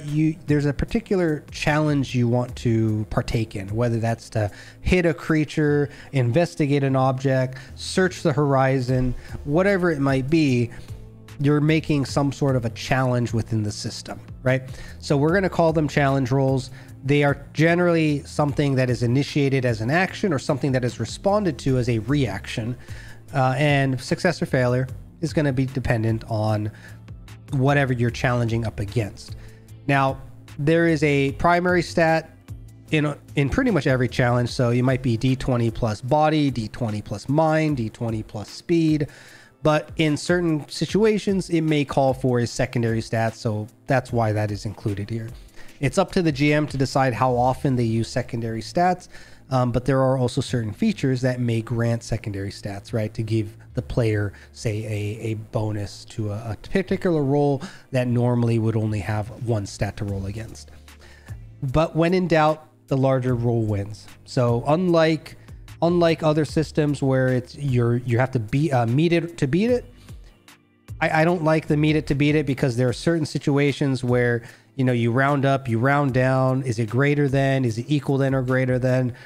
No. We're throwing all that confusion out the window. The larger roll wins. Equal rolls are just not good enough. If anything, it's a draw, which a draw is not a win. So we're keeping it simple. If your challenge that you're up against is a 13, you got to get 14 or higher in order to win, right? So keep it simple. Larger roll wins. Now, we do balance this a little bit. We'll touch on this towards the end when we get to running Dungeon Core. That talks a little bit more about the GM info, but we'll talk about how we balance this out. Advantage, disadvantage is something that I still want to keep. I think advantage, disadvantage, natural 20s, natural 1s are one of the more enjoyable elements of TTRPGs when it comes to taking action, right? So when I'm doing something that I'm supposed to be really good at, right? Like I should have, the odds should be in my favor. And I think the best way to make the odds in your favor, aside from purely using features, is to double the dice that are being rolled, double the D20 that's being rolled, and taking the higher or lower result, right? So advantage, disadvantage as a concept is still here. If by chance it turns out that features are overpowering the advantage disadvantage situation, then we may remove advantage disadvantage. But for now, I haven't really seen a need to address it. I in my style of GMing, I maybe give it out a bit more rarely to begin with. So yeah, we're gonna keep a close eye on it, but for now, those mechanics persist, because I think it is, again, it's really just adding another dice, right? So I don't think I have to rename it or anything. Natural 20s, natural 1s, right? We've defined if it's a challenge roll, it's a success, it's a failure, depending on whatever equivalent it is or a respective value it is. For an attack, you get a critical to double the damage or double the dice, your GM's call, right? There's a flurry of ways out there to how to handle these situations. I want the GM to be able to make the decision rather than defining it. But a natural 20 is a critical, something big happens. A natural 1, it's a miss. If you're defending, you take no damage on a nat 20. Features, right, obviously become nullified in this case, depending on what you're trying to do. Natural 1, you know, you go to guard, but your shield gives out and you get stabbed in a bad spot. Who knows what the reason is, but you'll take double damage. So actually, you know, I should probably change this to critical instead. That would make more sense. Let's actually do that. We're doing it live. Oh, get out of here. Why can't I save you? I have to shift enter? There it goes. Cool. Adventuring. This is a very simple, just again, foundational set of rules here. Speed of travel. I spent, gosh, I wish I could remember where I put the notes for this. It might be on my phone somewhere. But I was looking at, you know, the average walk speed, run speed of a human, of a horse, and of a, I forgot if I used a carriage, like a T model. Was it, what was the Ford's vehicle? Model T? Was that what it was called? I think I was using those and came up with these numbers, but travel speed, it really might need to be tweaked a little bit, but we'll see. But there's a baseline for how to handle travel. Types of rest. This I'm pretty happy with how types of rest came out. So we've actually added an extra resting type. So you have your short rest, which is now 10 minutes. You spend vitality dice to recover health or mana. You can do a long rest up to twice a day, right? You can't just sleep all day, guys. That's some BS right there. But a long rest, minimum 4 hours have to go by. And you can spend up to, whatever available vitality dice, your call, and you recover half of them at the end, right? So it's a way to get some vitality dice back by taking like an afternoon nap or something. And then you have a full rest. This is you pack down, you undress, or remove your armor, whatever the word for that is. And then you recover all your health, you recover all your vitality. This is your, typical fade to black, start the next day, full rest, right? Once a day only though. So you guys can't be abusing the long and full rest system, but you could still sleep 16 hours a day if you really want to be a degenerate in the system, right? You could combine these. So yeah, that's an option. Tiers of currency. I don't know what it is about currency in games that I dislike, but they frustrate me because it's like, bro, just have 1 or 2 currencies. You don't need 1.5 million currencies. You just need a formula for how to handle the conversion, right? Which D&D kind of does, but it's like people only use 2 of them or 3 of them. So I've settled for 3, and I've also created a few variations for fantasy, modern, sci-fi, and how you might be able to distribute them a little differently, right? So we have gold, silver, copper, pretty generic. The formula here: 1 to 1 for gold, 1 to 10 for silver, 1 to 100 for copper to reach, tier 1 level. Modern, maybe they don't have tier 1, they just have coins and bills, right? So there's an easy conversion there. 100 pennies is equal to $1, same concept. And then,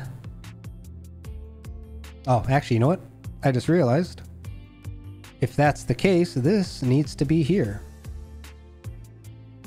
So let's actually make that little tweak here. Cool, right? Yeah, so 100 copper, which is 100 coins, should equal 1 bill. Whereas in sci-fi, right, maybe we have a token credit system, whatever it might be. So again, the whole idea here with the playing is just understanding, okay, this is what the game in theory should look like, or at least what the high level concept is. Here's how I use dice in order to play the game. And then here's some kind of appendix information for other aspects of the game that I might need to be concerned with, right? Next up, we have actions and combat. This is where we talk about action economy, what actions, reactions, passive, and movement are, what they do. You have 1 action per turn. You have a number of reactions based on your speed dice, right? So it's half your speed dice. So if your speed is a D10, right, your move speed is 50, but you have 5 reactions. The average player will probably have 3 or 4 reactions. So unlike D&D, where it's just kind of a 1-1-1 action economy, I think from what I could tell with Pathfinder, it's an action-based economy. So you have multiple actions and reaction, bonus action, whatnot. Dungeon Core is going to be a reaction-based system. And one of the reasons why I had built the system to be reaction-based is, how many of you guys out there running games have players that when their turn comes around, they haven't put any thought into what their turn is going to look like. They haven't put any thought into what they're going to do. And you're spending an extra 10, 20 minutes every time their turn comes around because they're not paying attention. I get why it happens. I'm not ragging on them, but like, get your head in the game, bro. So by having a reaction-based system, that means a player, if they want to be impactful during combat, during dialogue, they have to be ready to react, right? They have to be ready to put their hand up and say, wait, I'm going to do this, or I'm going to react and do this, or I'm going to respond and do this, or I'm going to counter and do this, right? And then when their turn comes around, they might have leftover reactions that they could spend on what they want to do. But otherwise, they have one primary kind of, this is my focus during my turn, that this is what I want to do, right? So that's one of the reasons why we're going to have a reaction-heavy environment when you're playing Dungeon Core. I think from the playthrough and from the feedback I've gotten from our initial players, it's been good. It seems like there's something to this that we can expand on and continue to grow. So, if you're curious, try it out. Let us know what you think. Leave a comment. join the Discord, enter a suggestion or a question or feedback into the forums. Let us know what you think. Passives don't really exist outside of features, but you know, a GM might say talking is a passive, right? You could passively talk while you're doing actions, right? You can maybe passively pick up an item as you're walking by it, right? So if it's not talking about a passive feature effect, there's going to be, you know, it's passives are things that you can just kind of freely do, right? And this is going to be up to the GM ultimately to decide. But if it's not an action, it's not a reaction, there's a chance that it's likely something you can just passively do. It takes no time to do, right? I don't like the systems that define what you could freely do to the point where it's like the rules lawyers come out of the woodwork and they're like, oh well, you know, pulling two weapons from their scabbard takes too much time. It's like, bro, I have two hands. Let me pull out weapons without spending, you know, an entire round to pull out my weapon, right? You should be able to do it quickly. So, and with the added time that a round takes in Dungeon Core, there really shouldn't be a whole lot of confusion on, is it an active effect? Is it a passive effect? Is it a reactive effect? Hopefully it's all very clear and straightforward. And if not, the GM should be the one to decide it, right? So I think, again, Dungeon Core, we're not trying to put shackles on the person running the game. We want to provide the framework. So that's the idea here. Features are features. We already kind of talk about it, so I just redirect players back to that. Movement can be just done at any time during your turn. And there are some other kind of reactive movement that you can take as well. So repositioning, hiding. We'll talk about that a little later. Combat is done under what we call initiative rounds. Initiative rounds are just slow down times, right? Oh, actually 20-second intervals. Did I increase it? I think I am gonna have to change that. I don't remember when, or maybe I typoed it. I don't know. Either way, 12 seconds is what I had in mind after the playtest. 20 seconds I think was what I originally had it set to. And 20 seconds was just too much can happen in 20 seconds. That's a lot of time. So we're using 12-second intervals. Actions, right? Attack rolls are challenges. It's a d20 plus a skill to hit. Defending, it depends on your armor type, but otherwise it's a d20 plus whatever the stat is that correlates to the defend. Guard is body, dodge is speed. Damage, right, is going to be based on whatever the damage roll was. And if you have armor, physical damage is reduced by armor. Arcane damage is reduced by resistance. So pretty straightforward. And combat in our playtests have been actually very quick and snappy. So I encourage anyone who feels that combat is really slow to maybe give the system a try and see what your experience is like. Let us know. Was it nice and, you know, quick and snappy when you guys played it? Did it feel interactive because of the reaction-based system? Those are some feedback that I would like from a larger player base. Hold back. This is something I added in. I'm not sure if it's really necessary, but the idea here is that if you are attacking non-lethally because you want to hold back the damage, you don't want to kill the guy, maybe you're sparring, whatever it may be, a character can't be brought below 1 health point if they are being attacked non-lethally, right? If it's non-lethal, if you bring them down to 1, they fall unconscious instead, right? Yeah, so if you would be brought to 0, you'd fall unconscious. Otherwise, you cannot go below 1. So if you get them to 1, you might, you know, say, hey, enough fighting, combat stops. But if they were to go to 0, you knock them out. That's really the basics of it. Types of damage. This really just parallels what we saw with the arcane affinities. It's just saying that, hey, there's a few different types of damage that you could deal. I don't know why I am missing my bold for these. Fortunately, editing it in the Discord app is so much easier than mobile. There we go. Beautiful.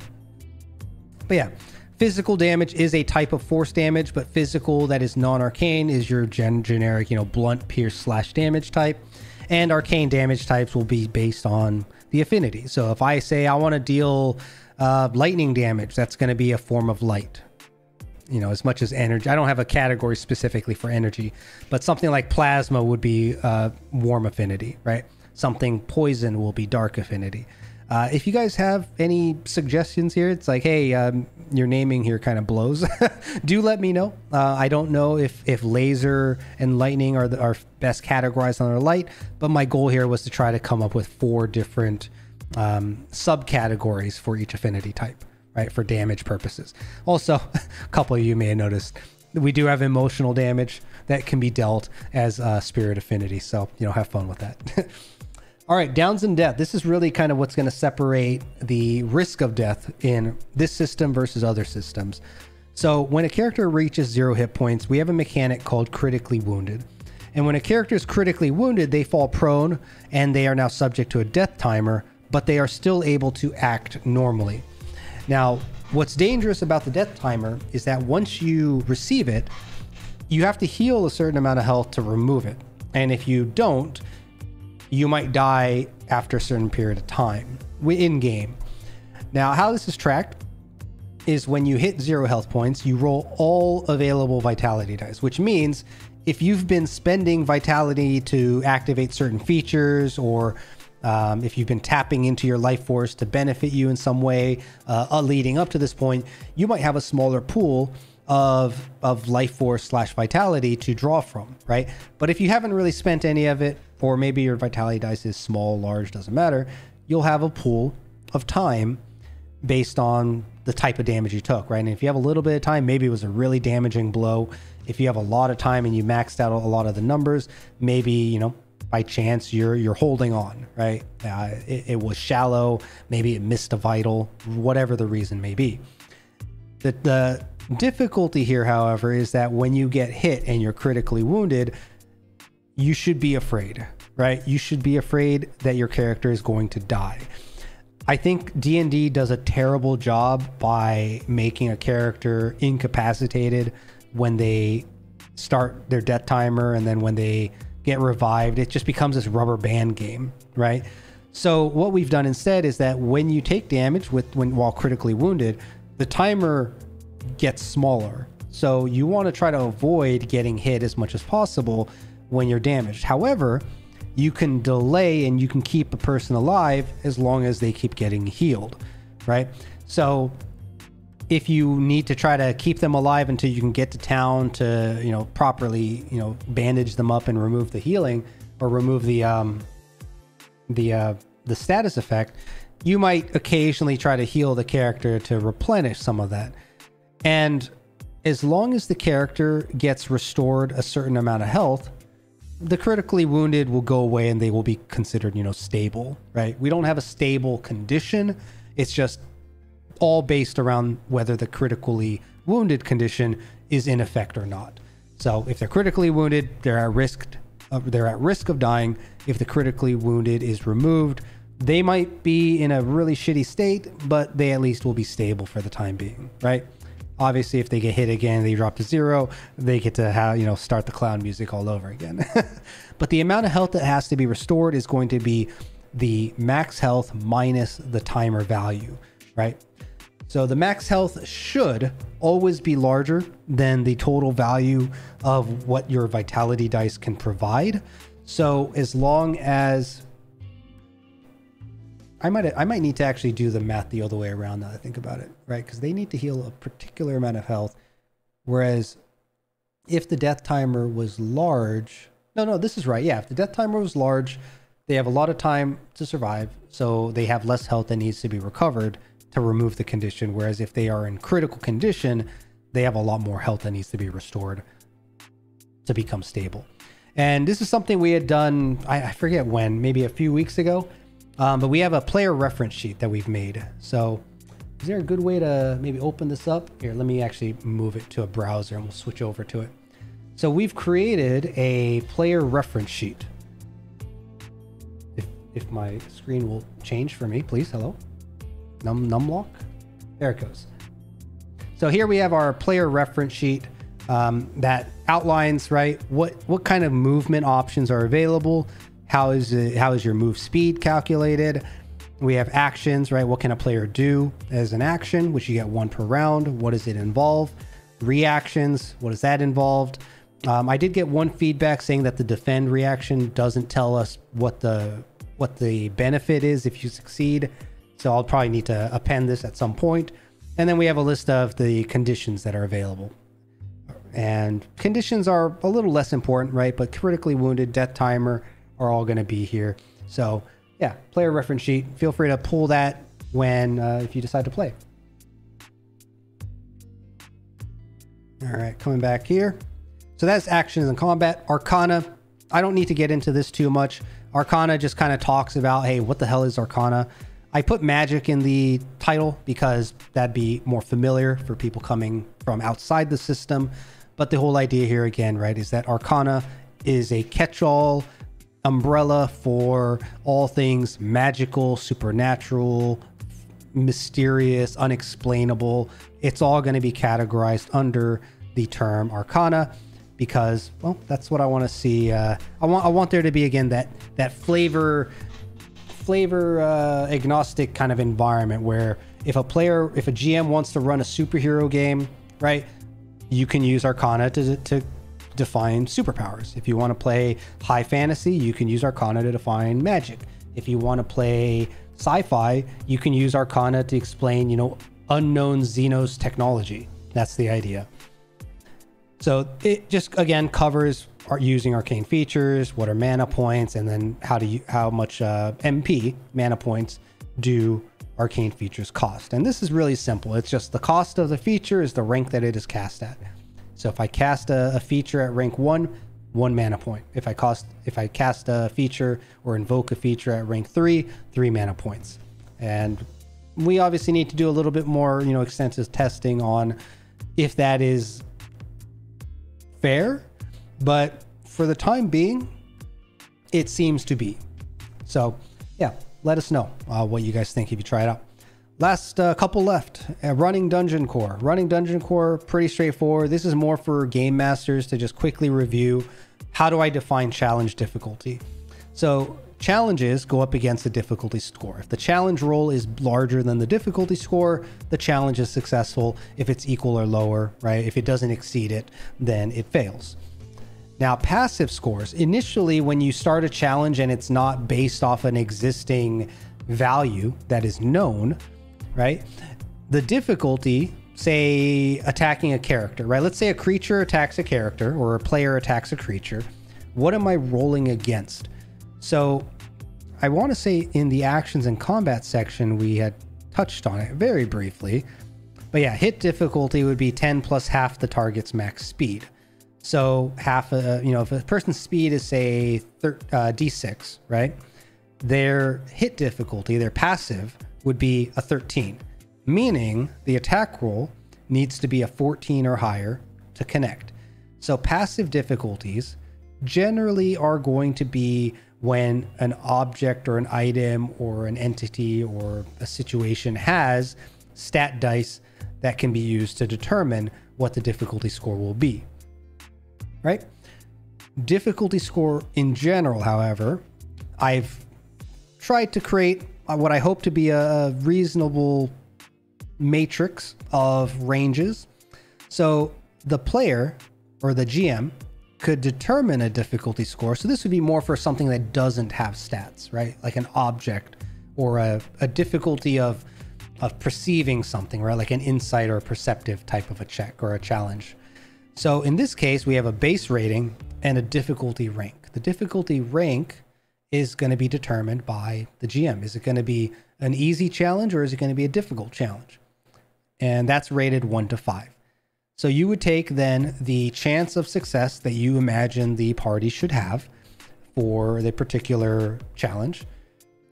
I shifted these playing with the numbers, but I think I need to shift it back again now that I think about it, right? Because let's say a player, actually, sorry, let me get out of that. Let's say a player wants to, I don't know, investigate for a trap. And the trap doesn't have damage dice or anything to formulate a passive off of. So we're going to say that their odds should be pretty good. And we want to give it, yeah, okay, I think I do need to tweak this again.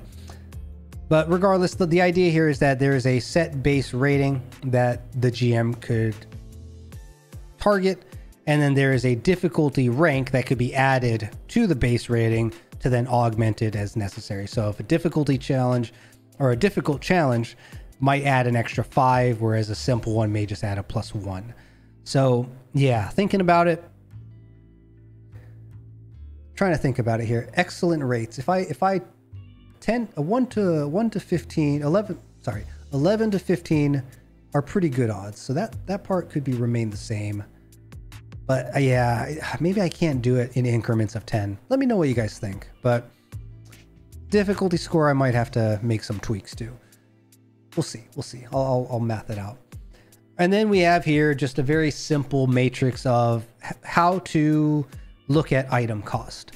So one of the challenges I always see in forums when I'm looking at, you know, D&D or Path, or not even Path, I'm mostly looking at D&D stuff personally, but looking at D&D stuff, people want to know that, dude, like, how much does an item cost? Like, how much is something that's not clearly spelt out on a, you know, table of items, right? I don't want to create and min-max every single item in the game. I want the GMs to be able to do that. I want those of you out there who already spend the time to create like a compendium of items to be able to just plug it into the system and use it as you see fit. Right? We don't need to, the system doesn't need to go against the current of what the players want, is I think what I'm envisioning here. So I've created just a very simple kind of matrix of, hey, how much does an item cost? And I've based this roughly around the cost of a dagger and a health potion. So what that means is a dagger that deals a D4 is going to have a value of 4, which with a 5x multiplier means it's going to cost... Oh, did I do the math wrong here? Hold on. Yeah, hold on. So yeah, so the cost, the 5x multiplier is for silver. Okay, I need to add some more. I added it up here. Okay, I need to move it down or something. But anyways, the point of it is simple goods and services can be converted using tier 2 currency, right? So tier 2 currency meaning silver. Oh, okay, I realize what I did here. It's been a long time since I've had to look at this section. But food, let's say I want to buy a sandwich that costs $6, it's going to be 6 silver, right? That's the logic here. And gold being a 1 to 10 gold to silver ratio, right? Means a dagger that has a D4 has a value of 4, which means the gold cost would be 2, but the silver cost would be 20, right? Because 4 times 5 makes the 20. So maybe I should just remove the gold tier or add it after. Maybe I'll just reformat this. It's a little confusing at a glance now that I'm looking at it again. Now, a health potion, if we come down to equipment, because I don't remember what it was off the top of my head. Health potion, I think is a D8. Yeah, 2D8 for a health potion. So I put 25 gold here too. Let's see if I can't reverse engineer my logic. So tier 2, 25 gold. So it's going to be about 250, right? So we have a D8 and it's arcane, so it has a 10x multiplier. So we're going to have here. Oh, and I also added a +2 to it, didn't I?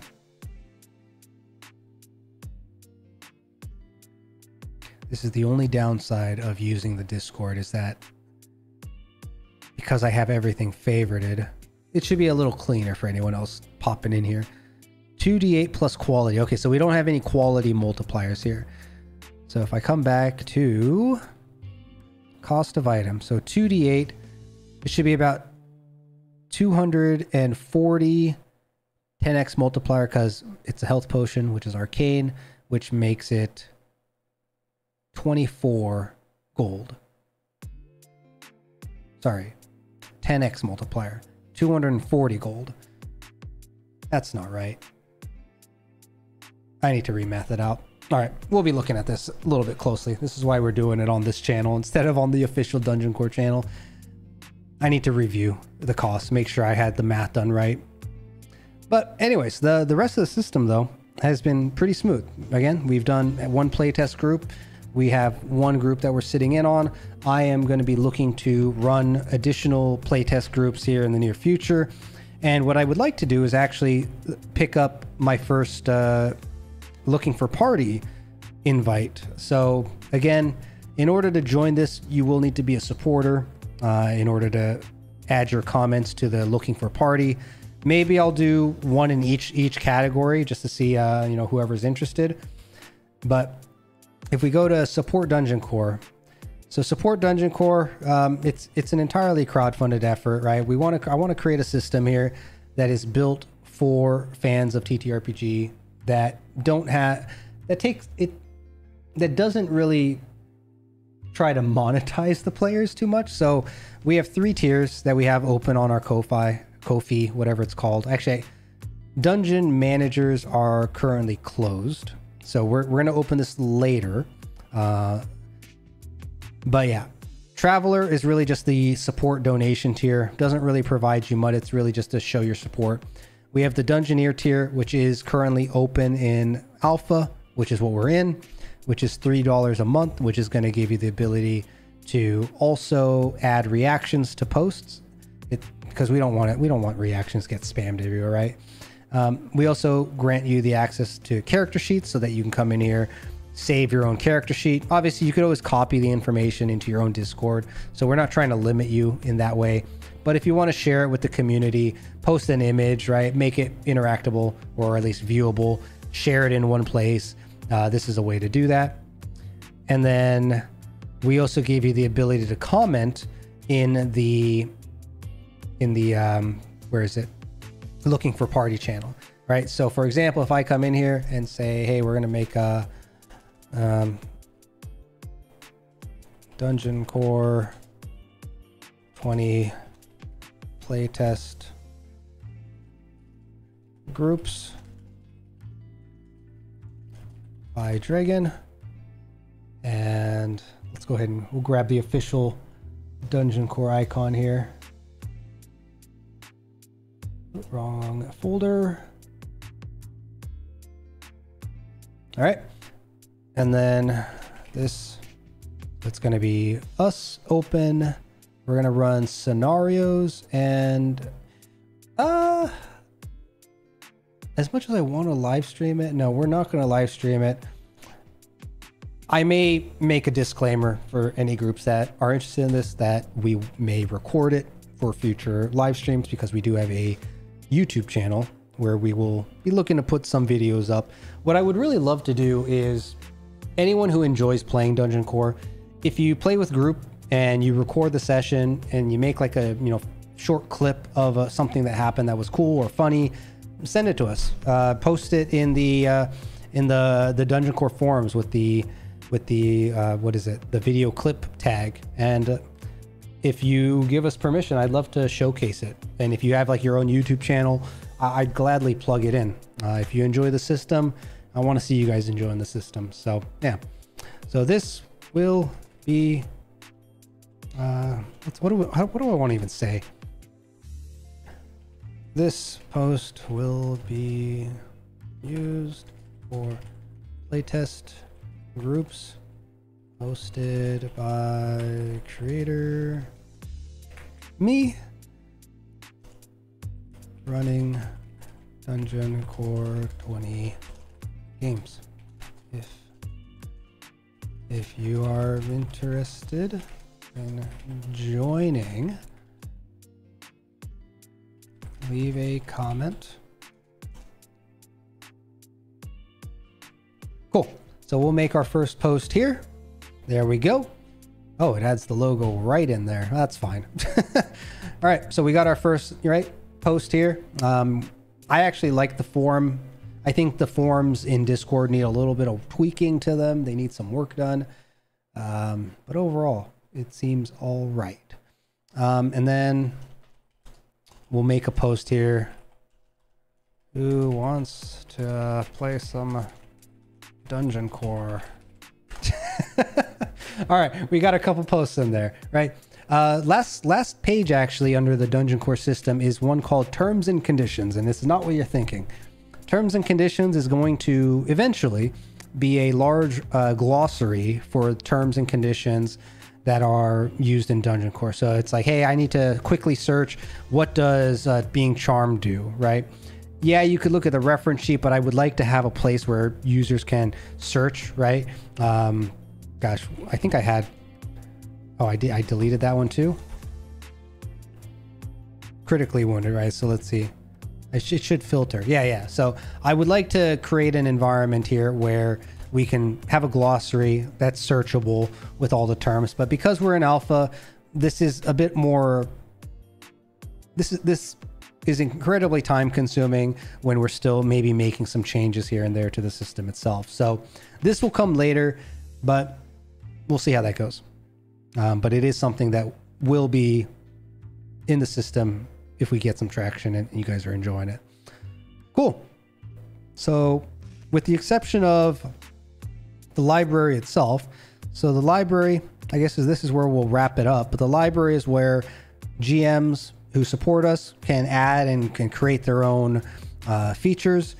This will likely be limited to arcane, profession, character, and archetype. I think racial features, we're going to limit what people can post, because this is potentially game breaking in a way that I don't want to break the game. Right?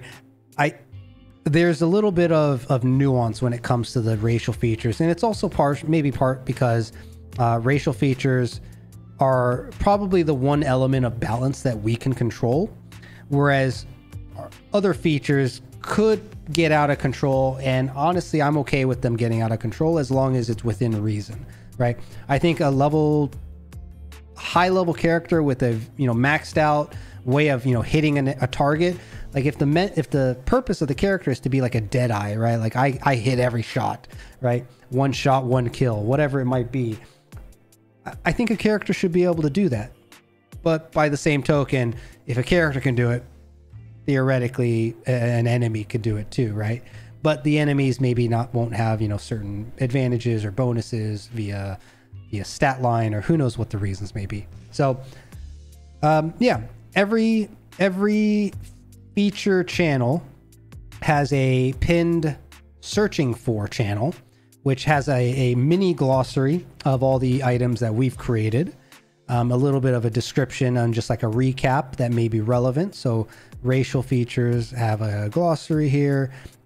Character features have a very brief overview of what the average rank requirements are, right? So what this means is, hey, in order to get a D8 for a max rank 3 skill, I need a D8 to get rank 1, D10 for 2, D12 for 3, right? So this could be body, speed, whatever. Maybe it makes more sense if I look at arcane, which, to get a rank 9 arcane feature, I'll need to have a D12 in arcana or arcane. Maybe I should call it arcana. Yeah, we're thinking about it. Let me know what you guys think. Right, so there's a little bit of a guideline here for what your stats need to be in order to gain a certain max rank. That's again just in an attempt of balance. But because a level 1 character could get a D12, it is completely possible to have a level 1 character with all of their points just dumped into a single kind of one-trick pony mechanism. So I think that's fun. I think people should be able to do that. I don't know why there's no system that really allows for that. Hopefully this is it. And if by chance you guys are familiar with a system that maybe we're overlapping with a bit too much, let us know, right? Put a suggestion, put a discussion comment in the forums, right? And we'll take a look. I would be happy to take a look. The last thing to mention with the library is there is something called the homebrew library. And I imagine this might be where a lot of activity could occur with game masters, but this introduces a few supplementary rules and mechanics. So we have here a few basic ones when it comes to progression and a few ones when it comes to gameplay.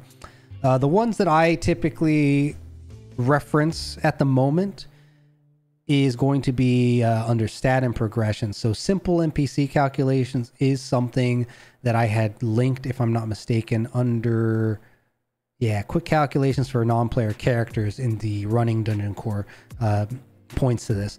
So it's a way of, hey, on the fly, I need a creature. How do I calculate, trash mob stats, right? We have a formula here for, depending on what their stat line looks like, whether you've calculated or laid out what their 6 stats are, you can pretty much calculate anything for that character, right? If you don't, maybe you pick one or two, be like, hey, this guy is really good at speed and skill, right? Maybe it's like a rogue. And based on that, you can gain the rough idea of how these numerical values can be, I guess, what's the word, manipulated to reach a passive challenge score or a challenge difficulty score, whatever it may be. And what I talked about balance earlier when it comes to like the calculations and the greater than. The reason for that is that when we look at dice averages actually add a decimal, right? Usually it's like a 10.5 for a D20. I think for like every other dice, it's half plus 0.5. And a lot of systems I've noticed will grant that decimal to the player. So a average of a D20 would be an 11, not a 10, right? You give the benefit to the player in that sense. But because we're doing this greater than rule, where a number has to exceed the challenge in order to be a success or not, we're removing that. And we're creating a simple calculation where the average is a half, right? So the half value of a D20, 10, 12, 6, 10, 5, 8, 4, etc., etc. And in addition, when it comes to trash mobs, it's up to the GM to decide, hey, am I going to make them roll a particular stat, or am I going to take the average for that stat as well? Based on the level, am I going to add a particular bonus, which we just simplified as a flat level. Special named characters, you might consider adding a few features that can augment, or not augment, that can influence particular activities that they perform. But in general, trash mobs, right? Let's say a character wants to hit a player has a +2 armor score, and they have an average speed. So their speed is 13, or their defense, their hit difficulty, excuse me, is a 13, and their armor is a 2, whereas the NPC might attack with let's say they have a D8 in skill, right? So a 14 plus a level 1, so a 15 should hit that player. But if the damage is low, then maybe it, deals minimal damage, right? So obviously a little bit of finesse from the GM to learn a new system, but we hope that the system in general is pretty easy to approach and easy to calculate and easy to run. And for players, my hope here is that you can really kind of start to create a character that fits the flavor that you want to see, right? Do I want a quick character that can be fast and, run around a lot, react a lot, be a nuisance? Do I want to create someone who can shapeshift and really augment kind of themselves while, being super flexible in combat? Do I want to create a character that is, very heavy in role playing and might take charge, whether it be for the party or for NPCs that are around him? I want to see those kinds of characters come to life. And I think players should have a system to be able to do that. And D&D has a lot of flexibility, and with reflavoring, you could stretch the boundaries. But I want to bring, I think ultimately what I'm looking to bring here with Dungeon Core is bring the approachability. Yeah, bring the approachability of what D&D 5th edition has accomplished, while bringing some of the customizability and agency of character creation that other systems like Pathfinder have accomplished, while providing a little less nuance in the character creation process. That's not the right way to put it. Typically, when I see character creation in other RPGs, right, you spend a bunch of time at the beginning creating the character, and then there's no progression afterwards, right? It's all just already spelled out for you. You just have to hit certain levels, and the rest of it's really just role play and the board gaming aspect of combat, right? I'm hoping Dungeon Core is a bit more of an interactive experience, right? Your character is growing as you play them. Your environment is growing as you influence them. Your game master is, evolving as you provide more information about backstory and incentives. I think the most fun I've had in TTRPGs is when the game evolves with the players, with the game masters. And I think that's one of the reasons why I appreciate homebrew over modules that are predefined, because those are very rigid.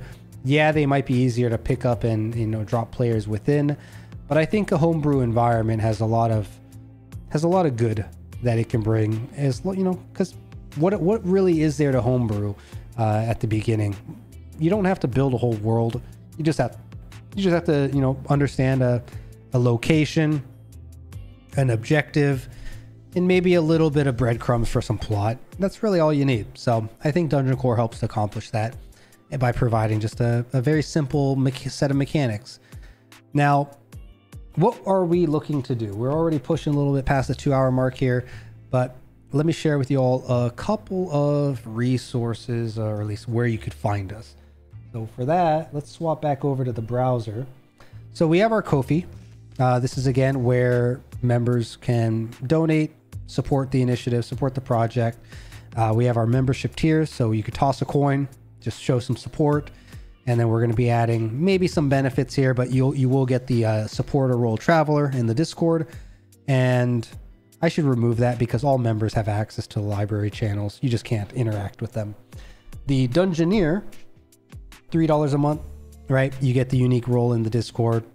But what this tier is going to add is the ability to make your own character sheets, play with that, and then also comment on the library channels, which is going to allow you to, you know, provide feedback, give your takes, maybe even provide some variations. And then in the future, we are going to release the Game Master Librarian, which basically becomes a curator for the Discord library channels. You could add your own features that you would like to see, right? Posting them in the library to create and collaborate, because that's what I want to see. I want to see players collaborating together and, you know, building what they want to see in a TTRPG. I think a lot of GMs do this, and a lot of people who have a little bit of obsession do this when it comes to like creating reference sheets and homebrew rules and all sorts of stuff. So I really appreciate the homebrew community. I want to see the homebrew community in Dungeon Core, and I want to see Dungeon Core be a system for those homebrewers. I think there doesn't exist a system today that really advocates for homebrewing. D&D 5e kind of does, but I think that's more because it's accessible, right? And it's obviously very popular. It has a very deep and rich history. But I think the people behind Dungeon Core have become a bit too business oriented. Their mentality is all about just the bottom line, as we saw at the beginning of the year. And the community did push back, but I don't know if I'm going to be going back to 5e anymore because of what had occurred. So with that, future games that I run are going to be using Dungeon Core, and I'd love to see you guys out there giving it a try and giving us some feedback. We also have our Twitter. We don't really use it too frequently.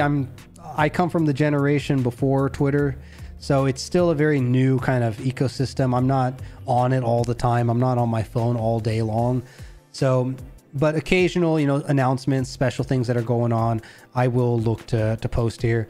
What I would love to do, and this is why the support is appreciated, is once we hit a point where we could maybe bring on a community manager, I'd love to get someone to, you know, interact with the community and answer questions and really be kind of the face of our Twitter, for example.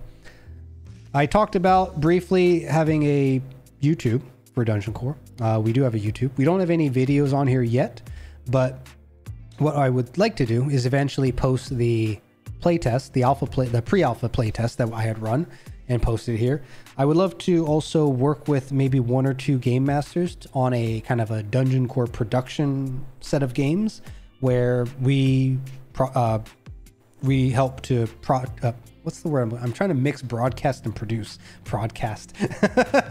But I would love to eventually get to a point where we can maybe produce 1 or 2 episodes with maybe rotating game masters or people trying it out.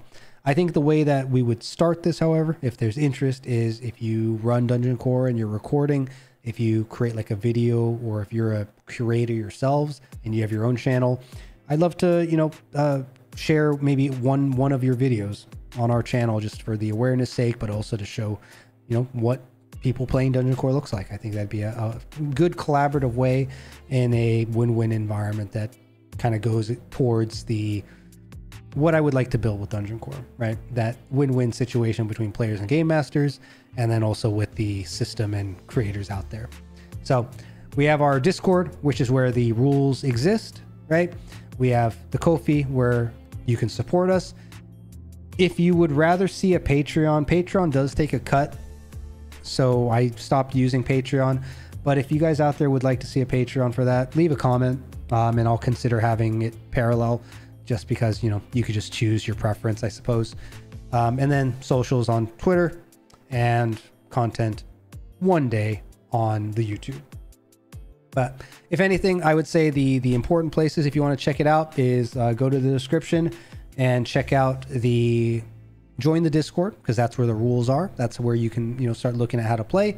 I'll be looking to maybe recruit a few people for another playtest. And then if you like the system or you want to support the system, go check out our Ko-fi. And this will be a crowdfunded effort. And the more people that we can get to support Dungeon Core, the more people I can bring on board to try to, you know, really make it something special, because that's what I would like to see it. All right. I think that's a good introduction to the Dungeon Core system itself. I don't really have a whole lot else for you guys. Thank you to those of you guys who came to chill out. I know this was not really something that I was interacting with our chat or anyone, so that's fine. I also don't stream very frequently anymore, so it is what it is. But yeah, this has been one of the projects that I've been working on for the past 6 months, ever since January.